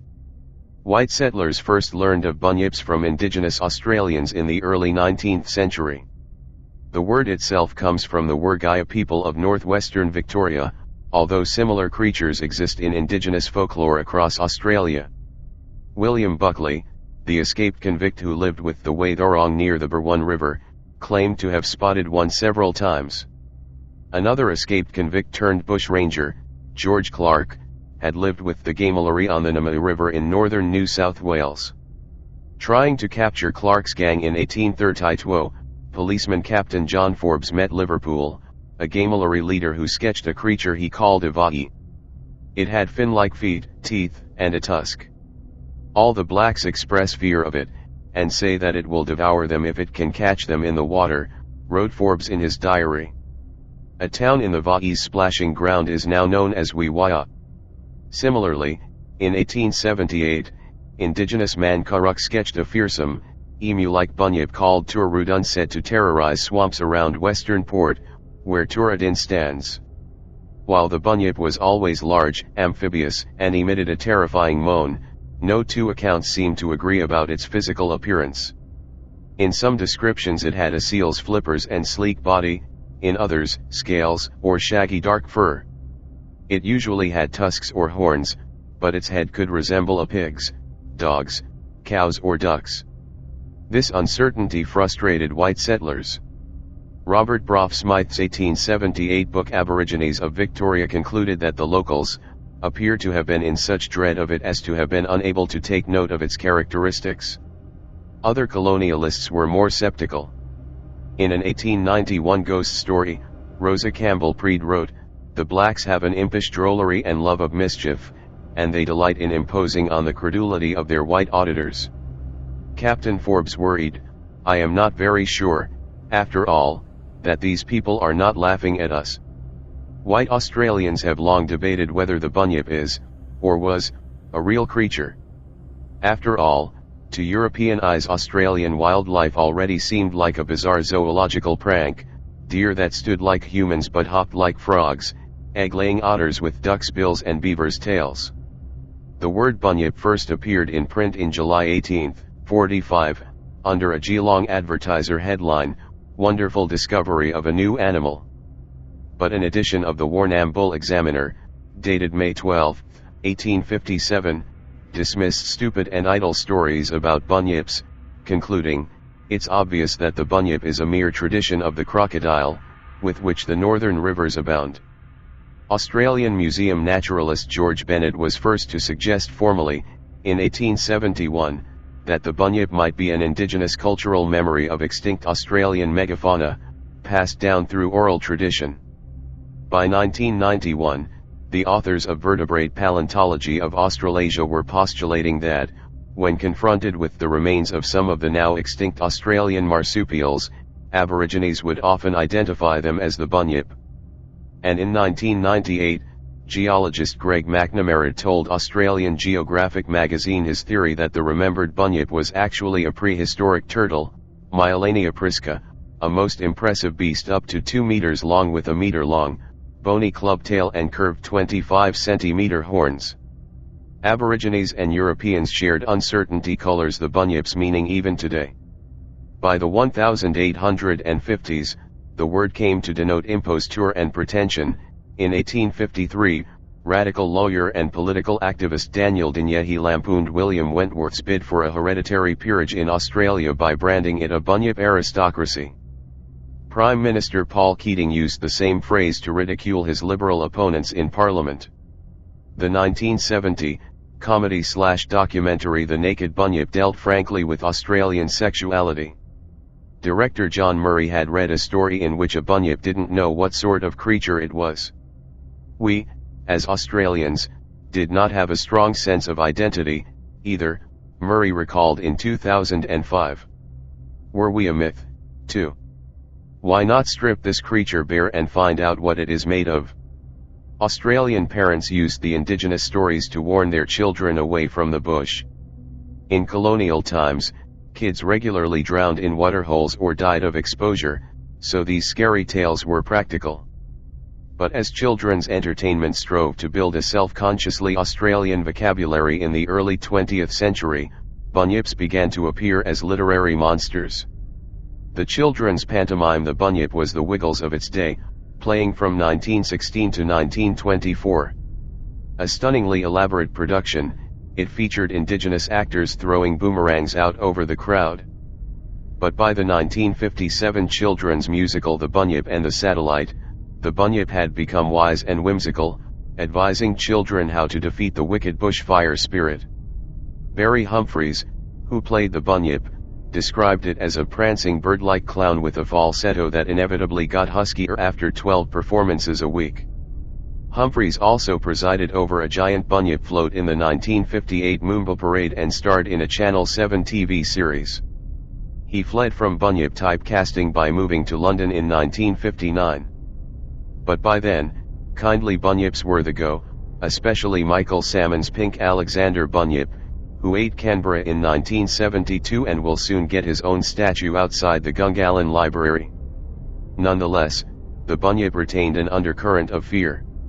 As a child I remember finding the Ron Brooks illustrations in The Bunyip of Berkeley's Creek, 1973, deeply disturbing.